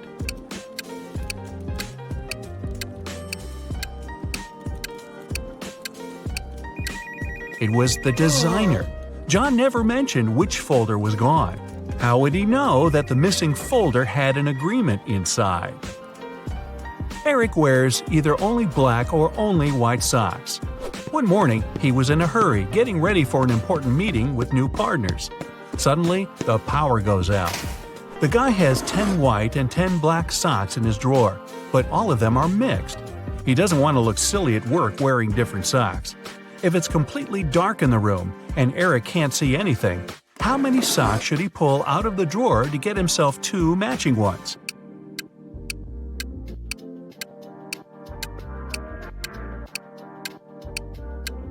Three socks are more than enough. In a set of 3 socks, he's bound to have 2 of the same color. A hungry vampire is following you in a lonely street one dark night. Suddenly, you see a house with its door wide open and decide to hide there. The vampire can't enter your shelter since you locked the door in the nick of time, but it's waiting for you outside. However, you still have some hope.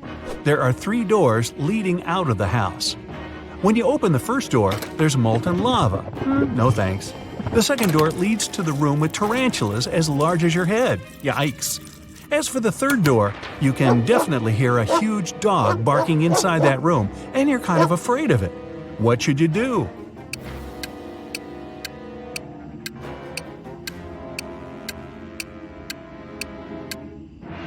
Just wait till morning.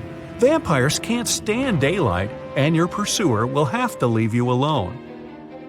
You're trapped in a room that's slowly getting filled with water coming from a faucet on the wall. There are no windows in the room, and the door is sealed shut. You have a mop and a big bucket. So how are you going to get yourself out of this one?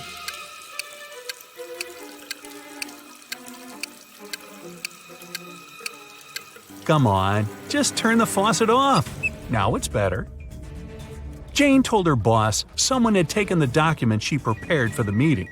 She added that she had noticed someone come in wearing a smart suit, gloves, and a black mask, safety first. This person also had 3 rings on their fingers. The boss didn't believe her. Why?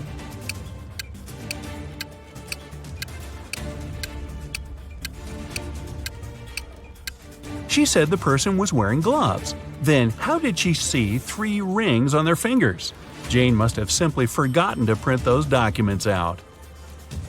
A hotel owner was visiting the construction site to see the progress. He wanted to start welcoming the guests as soon as possible and had big plans. At some point, he left his briefcase with important documents on the table. Some worker grabbed it and ran away. The hotel owner didn't see who it was, but he immediately called the police. There were 3 suspects. The architect said he had been talking on the phone, trying to get electricity for the site as there was none. The designer told the police he had been trying to find the best paint for the walls. The electrician explained he had been down in the basement trying to fix a burst light bulb. The detectives figure out who was lying. Can you?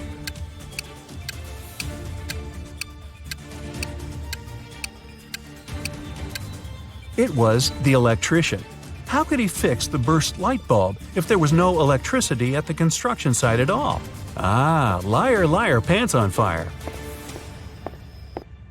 A super wealthy businessman, Mr. Carl Jenkins, has been taken and left locked up all alone in a dark room. His phone's almost run out of charge, so he can only write one message. He knows that someone might spy on his phone, so he decided to write a message with a code to a high school friend, John Smith, who runs a detective agency. He remembered that in high school, they would cipher messages to each other, so he used the same technique. The message was this. Can you guess what it means?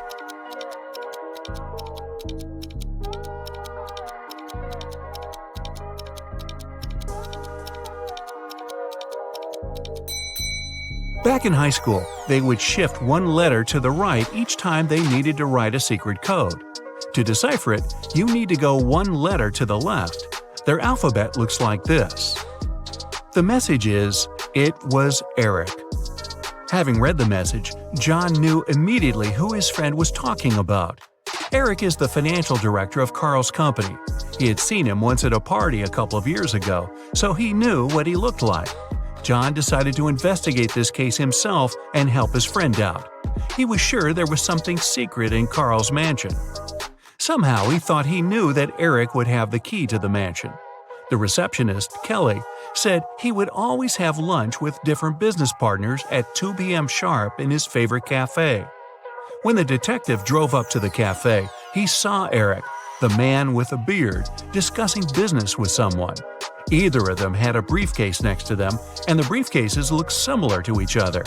John was waiting for Eric and the second guy to leave the cafe. They went to the car, got in, and left both briefcases on the back seat. The detective followed them. They left the car in a parking lot, and luckily, they were careless enough to leave the car open. Which briefcase should the detective grab?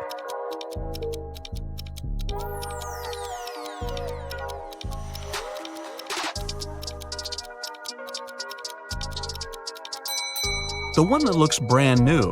While they were walking to the car, the detective spotted a few scratches on the second man's briefcase.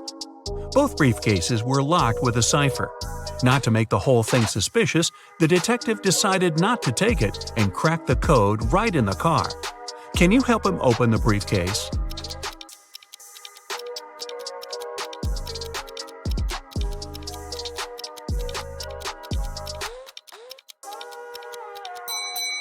The code is 000. The briefcase is brand new, and Eric probably didn't have time to set a code on it yet. Plus, Eric's the one who leaves the car open and unattended in a parking lot, so no wonder he uses a default code for his briefcase. Now that the detective has the key, he heads to the mansion.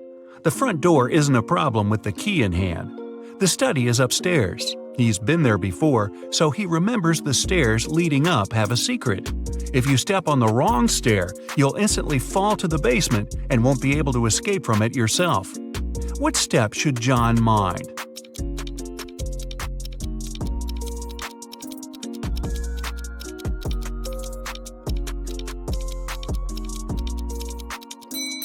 It's the one with the slit in the middle. When you step on it, it opens, and you get into a dark room with bats and spiders. Yikes! Alright, John is finally at the study door, and Carl would always use buttons to open it. You've got only one try. There are 3 buttons, yellow, green, and blue. Which one should the detective choose if he knows that Carl is a big fan of painting?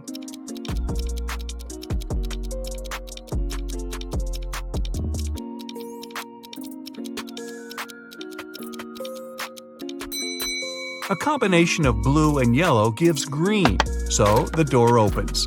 Green light for our detective. He finally reaches the safe with top-secret documents that could help him find out the truth. Obviously, just like any other safe, it's locked with a code. It also has a warning. You can enter the code only once. If you hit the wrong code, the safe locks up forever. He's looking around for a hint, and voila! John is right. On the desk, he sees a note. It says, "Secret code," and has a combination of 3 digits, 3, something, and 1.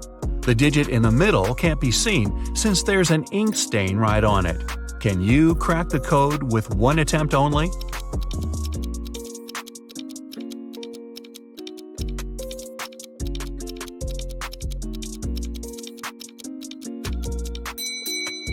The code is 371. The detective thought the code was used frequently, so the button must have been a bit worn out. He was right. Since he knew the beginning and the end, he only needed to find one more worn button. Alright, now he's got the top-secret documents he needed for his investigation. He looks through all the papers and finally finds something that looks like the document he actually needed. To take it as a hard proof, he needs to find one which is not fake. There are 4 copies. They look almost the same, but only one is real. Can you guess which one?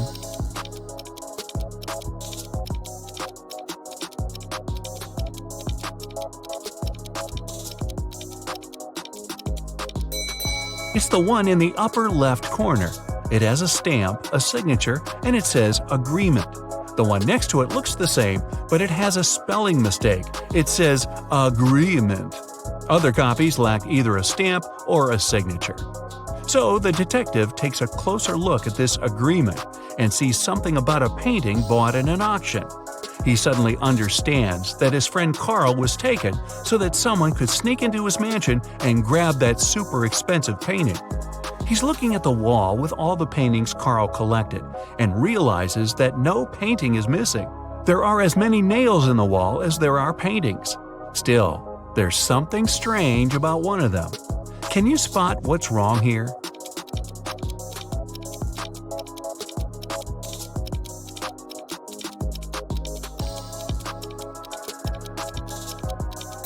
Even though all the paintings are present, there's one that lacks a frame. According to the agreement, the painting has been recently bought, and an art dealer helped Carl pick it. The expert was an honest man, and he helped Carl make sure all the other paintings in his collection were real. This time, the painting turned out to be nothing but a copy. Why did the expert suggest that Carl buy it?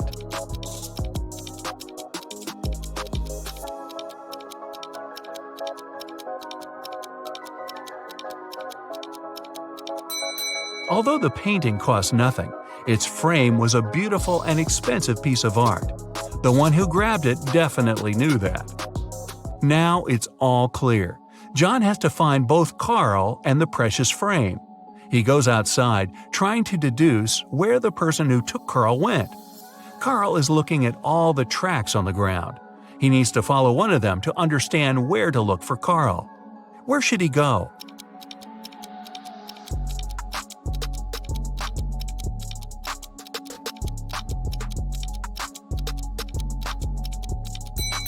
He's got to follow the tracks going to the left. There are 3 sets of tracks here. The first belonged to John's car. The second set belongs to a 2-wheel vehicle, and since the tracks are really thin, they were left by a bike.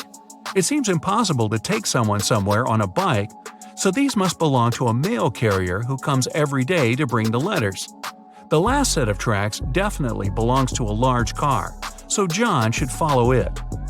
He's lucky and there are no turns, so he's just going straight. Half an hour later, he sees something like a castle. He drives up to it and he sees 3 moats in front of him. Here's the first one, a row full of metal stakes. How can John jump over it safely?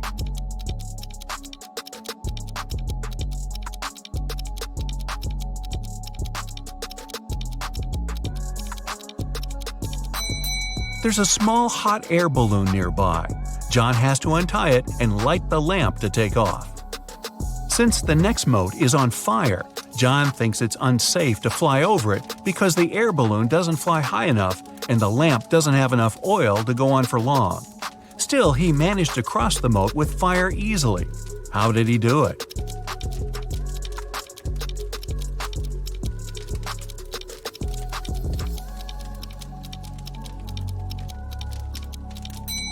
He took the sand from the air balloon's ballast and sprinkled it on the fire, extinguishing it. The last moat was filled with scalding hot lava. It took John some time to figure out how to cross it, but he managed to do it safely. How?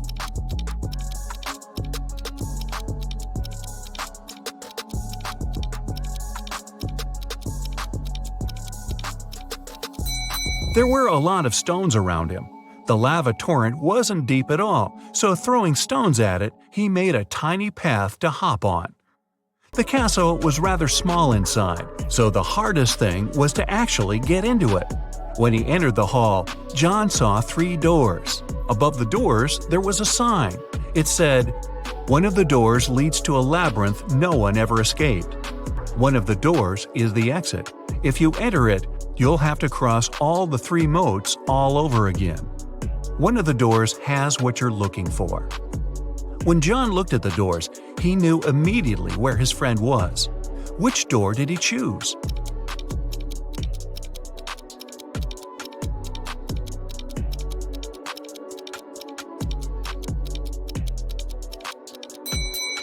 The handles were made of shiny metal, which looks cool but gathers all the fingerprints.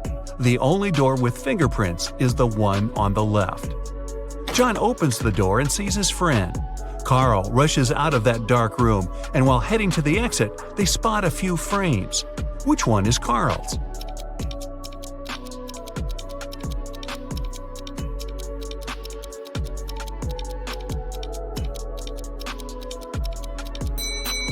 The rectangular one.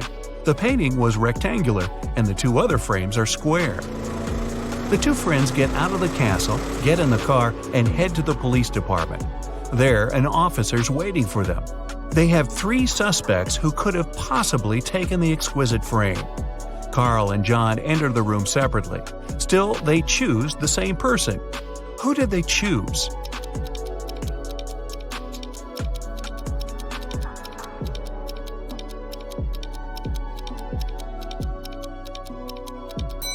The man on the right. Carl chooses him because it's the art expert. John chooses him because he saw him with Carl having lunch. Wow, seems like this expert's not going to work with Carl ever again. So Charles found himself locked in a small room. He didn't know what had happened. Just then, he saw a door. He approached it and tried to open it, but it was locked. There were 3 buttons. On one button, there was a circle. On the second one, a triangle. On the third, a square. Charles didn't know which one would unlock the door. Luckily, though, there was a note. It said 1248. Which button should he press to get out?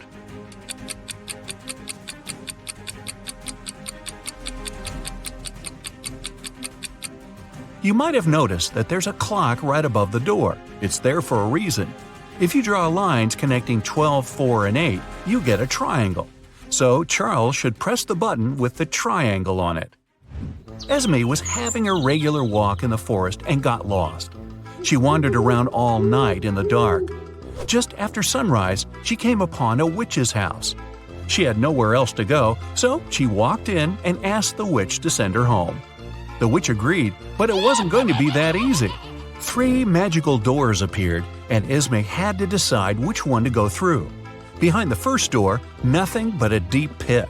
Behind the second door was a shower of toxic liquid. Behind the third door was an open space with a vampire waiting for her. Which way should Esme go?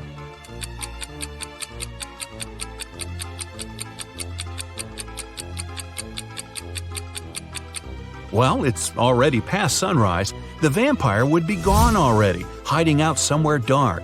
Esme should pick the third door. Maybe Esme could have just jumped over the pit. What do you think?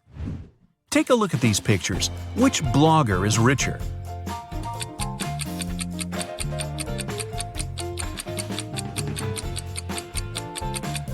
The second one. Look at the number of likes. She has 17,000, but the first one only has 7,000. One of Mr. Smith's sons, Jaden, was taken. Several hours later, Mr. Smith and his younger son David received a letter.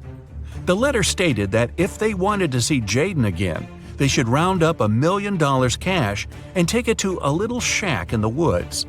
Mr. Smith and David decided to do it, and David took the money into the woods alone. But it didn't go as planned. David said that halfway to the shack, someone approached him from behind, hit him, and stole the money. There was an investigation, and a detective asked David what the robber looked like. David said that he had dark hair and a red hoodie with a black logo on it. The detective immediately figured out who had taken Jaden. Can you?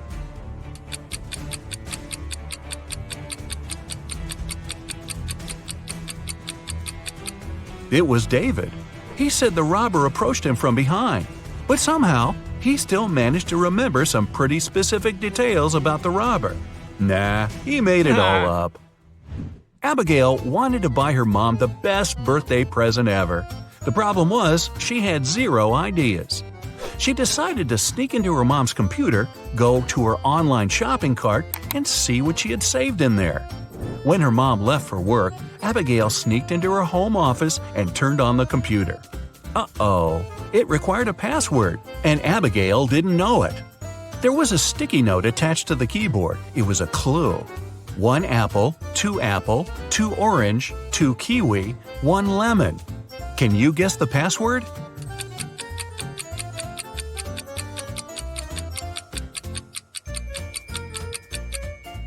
Each number represents 1 letter of the word.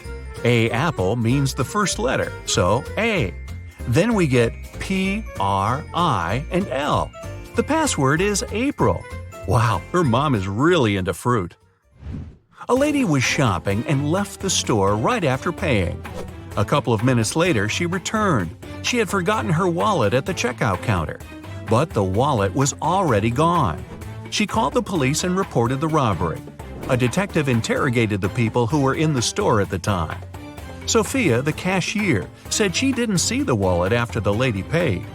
Robert, a pilot who happened to be shopping there, said he didn't even see the wallet. He didn't have his glasses on. Mark, a landscaper, said he was in a different part of the store, so he didn't see anything. So, who stole the wallet?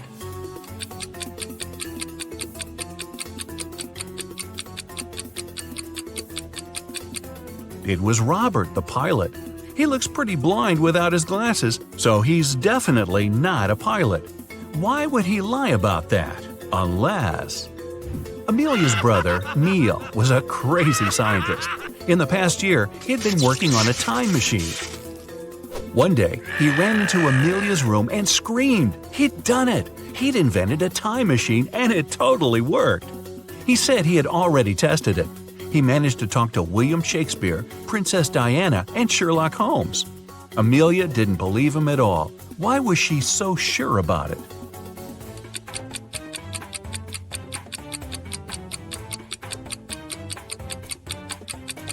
Even if Neil had actually invented a time machine, he'd only have been able to talk to people who actually existed in real life. He said he talked to Sherlock Holmes. That guy's a character from a book and a TV show and a movie. Hey, that guy's everywhere. A woman called the police and reported that she had been robbed. She said she was in a restaurant bathroom fixing her makeup. Someone had come up from behind and hit her on the head, so she didn't know what the person looked like. The police sent her home and refused to fill out the report. Why?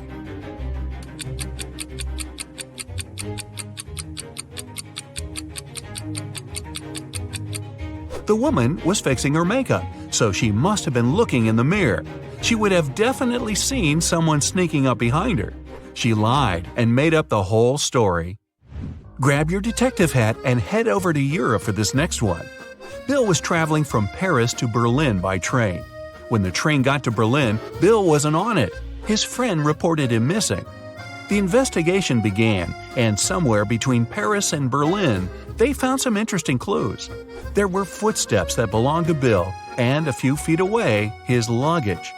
A detective found the person who had been sitting next to Bill on the train. His name was Sam. He said that Bill didn't have a ticket. When he saw the ticket inspector coming, he decided to make a run for it. He threw his suitcase off the train and then jumped.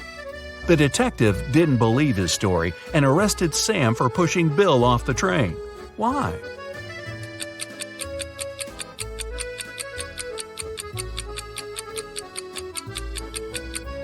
Look at the direction the train was going. If Sam's story was true, the suitcase should be behind Bill's footsteps, not in front. Sam pushed Bill off the train, then threw his luggage off after.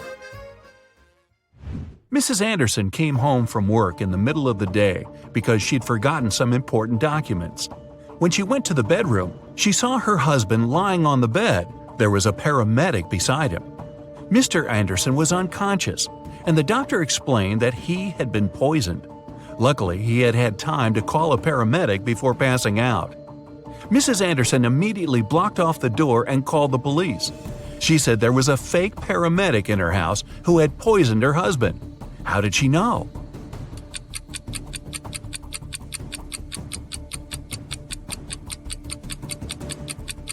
You might have noticed that when Mrs. Anderson arrived, there was no ambulance in the driveway. That's super suspicious. William was hit on the head and taken away. When he woke up, he found himself locked in a small room. He tried to open the door, but obviously it was locked. There was nothing in the room except for a wooden box with 12 bottles in it. There was an extra bottle on the floor next to it. William looked everywhere for the key but found nothing. After a bit of thinking, he noticed something. He managed to find the key. Where was it?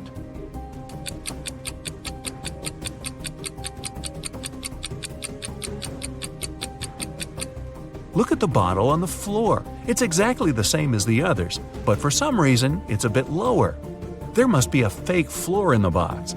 That's where the key is. Several women went missing in a small city. The police searched for months, but they couldn't find any trace of them. One day, a detective got lucky. He saw a hooded figure who matched their description, followed it, and found the place where they were being kept hostage. But when he busted in, there were just 3 women. They all said that they had been locked in this small room, but the detective knew that one of them wasn't a victim at all. The first woman said her name was Emery. She had spent around a year in that room. The second woman, Aria, said she had been there about 6 months. The third woman said her name was Brielle and that she had been locked up in there for about 2 months. Can you tell who's lying?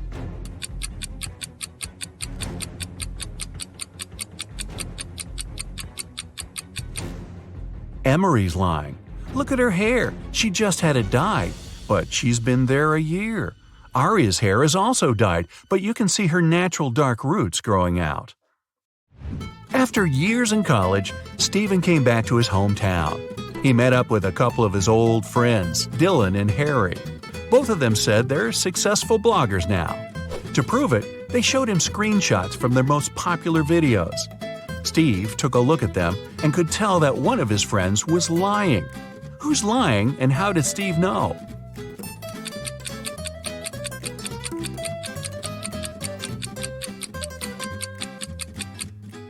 Harry's lying. The number of views for his video is 2.1 million, but the number of likes is way higher, 4.5 million. That's impossible, or at least really suspicious. Harry probably photoshopped that screenshot. You ready? Here's another brain-busting workout for you, and off we go. After classes, Margot was studying in the library. At one point, she left for the bathroom. When the girl returned, she found out her wallet was gone. Margot immediately called the police. The librarian said she'd seen some guy, but she had poor eyesight and couldn't remember what he looked like. After listening to her vague description, the police officers questioned 3 students. Owen said he had been studying and hadn't even left his desk until the police arrived. Finn said he'd seen the girl but never really paid attention to her. He was looking for some books. Lucas said he'd been busy talking to his friend on the phone. He hadn't seen anything. Can you figure out who stole the wallet?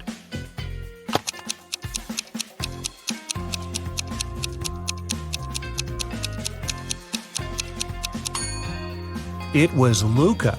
He said he'd been talking on the phone, but it's prohibited in the library.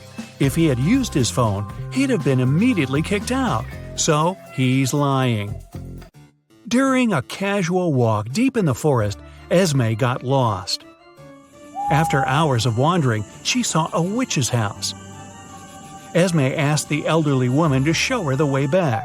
The witch refused, but she was in a good mood and offered a deal. She gave Esme 3 apples. 2 of them were poisoned and 1 was okay to eat. The girl had to pick 1 apple and bite into it. If she didn't get poisoned, the witch would show her the way home. Esme was a smart girl and managed to do it. How did she know which apple to pick?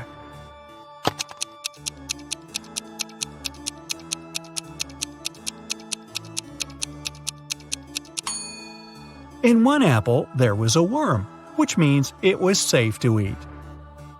A student was having an exam and he was about to fail it. The professor decided to give him one more chance and asked the last question. It was, "What's my oldest daughter's name?" The student was puzzled.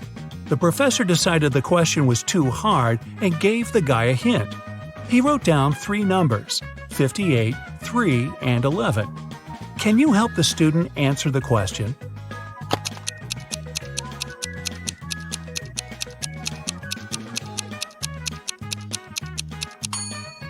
It's a chemistry class. The riddle must be related to this subject. Have a look at the periodic table. The 58th element is cerium, or Ce. The 3rd element is lithium, Li. And the 11th element is sodium, or Na. If you put all of them together, you'll get the name Selena. The professor liked the game. When another student was struggling with his task, he gave him another puzzle. The man said, "I have daughters. All of them, except 2, have dark hair. All of them, except 2, have blonde hair. And all of them, except 2, have red hair. How many daughters do I have?" Can you help the student out?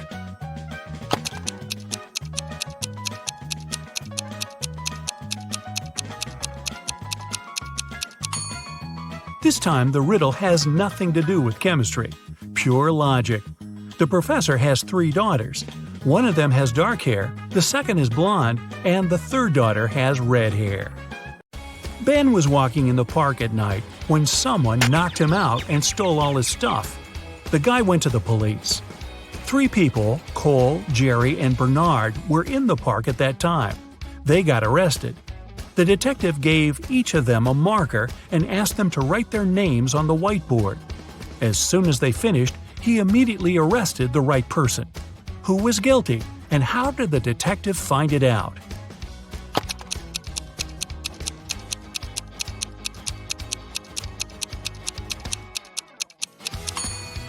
It was Jerry. Ben was hit from the right. It means the person who did it was left-handed. Among the three suspects, that's only Jerry. Really? Ben and Jerry? I think I need some ice cream. A member of an expedition to the South Pole found himself in a frozen cave. He didn't remember what had happened, but he knew he had to get out.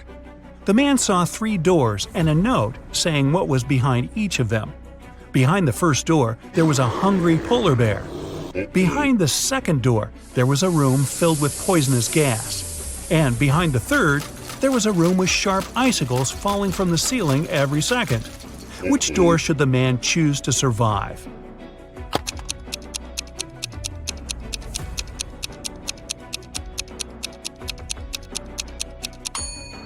He should pick the first door. He's at the South Pole. There are no polar bears there. After classes, Nora stayed at the university. She needed to finish her project. She was sitting in the hallway. Soon she got hungry. The girl went to grab some food and left all her stuff behind. When Nora returned, she checked her things and called the police. She told them what had happened and reported her wallet stolen. There were 3 other students nearby. All of them were questioned. Kennedy said she had been texting her friends. Ethan said, "I did sit close to Nora for a while, but I didn't see or touch her wallet." Gabriella said she had been in the classroom and just walked out a couple minutes before. The detective listened to them and left without arresting anyone. Why?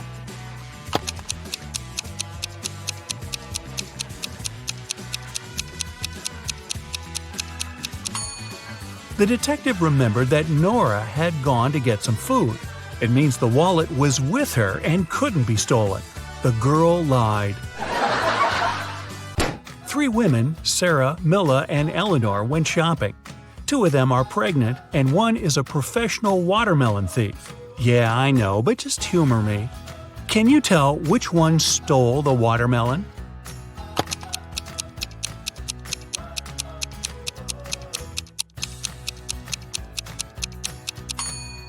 It's Milla. She's wearing heels. It's not the kind of shoes pregnant women would wear. Aurora was spending her summer in the countryside. She often took long walks in the forest alone. One day, she saw a huge mansion. It was obvious no one lived there, so she entered the house. It was dusty inside, but still beautiful. Aurora took some pictures and left the place. When the girl came back home, she looked through her photos. She wanted to pick the best ones to post on her social media, but then she saw one of the photos and screamed. Take a careful look at this photo. Can you see what scared her so much?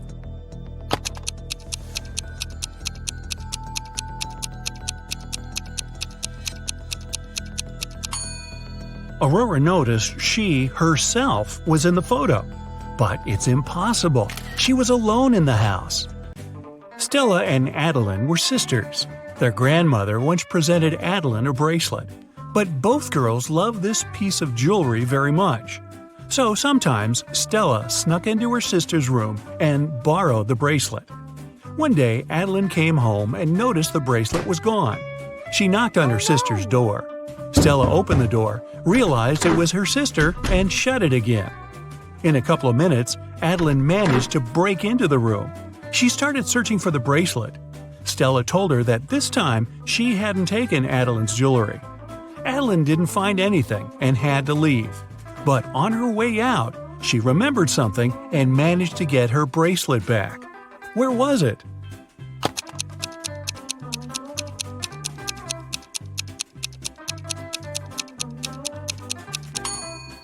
When Stella opened the door, she had her hair down. But later, she already had her hair tied up. In those few minutes, she made a bun and hid the bracelet in her hair. On a rainy summer night, Mrs. Miller came home after work. Her neighbor, Mrs. Smith, visited her. The women wanted to have some tea together. Mrs. Smith said her daughter was at a party. She met one of Mrs. Miller's triplet sons there. Mrs. Miller asked which one it was, but her friend didn't know. Her daughter could never tell the guys apart. The problem was all three of them were grounded and weren't allowed to go out until the next week. Mrs. Miller wanted to find out who had broken the rules. She called the boys and asked how they'd spent the day. Ian, the artist, said, "In the evening, I was outside drawing." Ryan, the musician, said, "I spent all day inside writing a new song." Luke, who likes sports, said, "I did a workout and spent the rest of the day reading." Mrs. Miller understood which of her sons was lying and grounded him for another month. Who's the liar, and how did she know?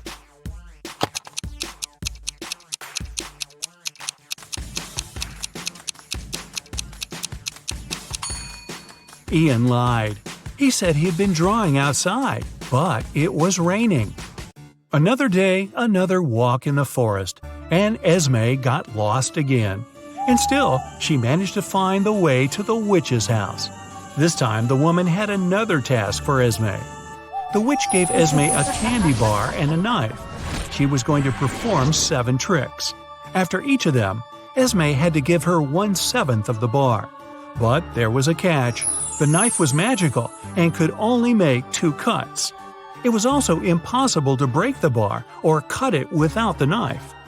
How did Esme fulfill these conditions and return home?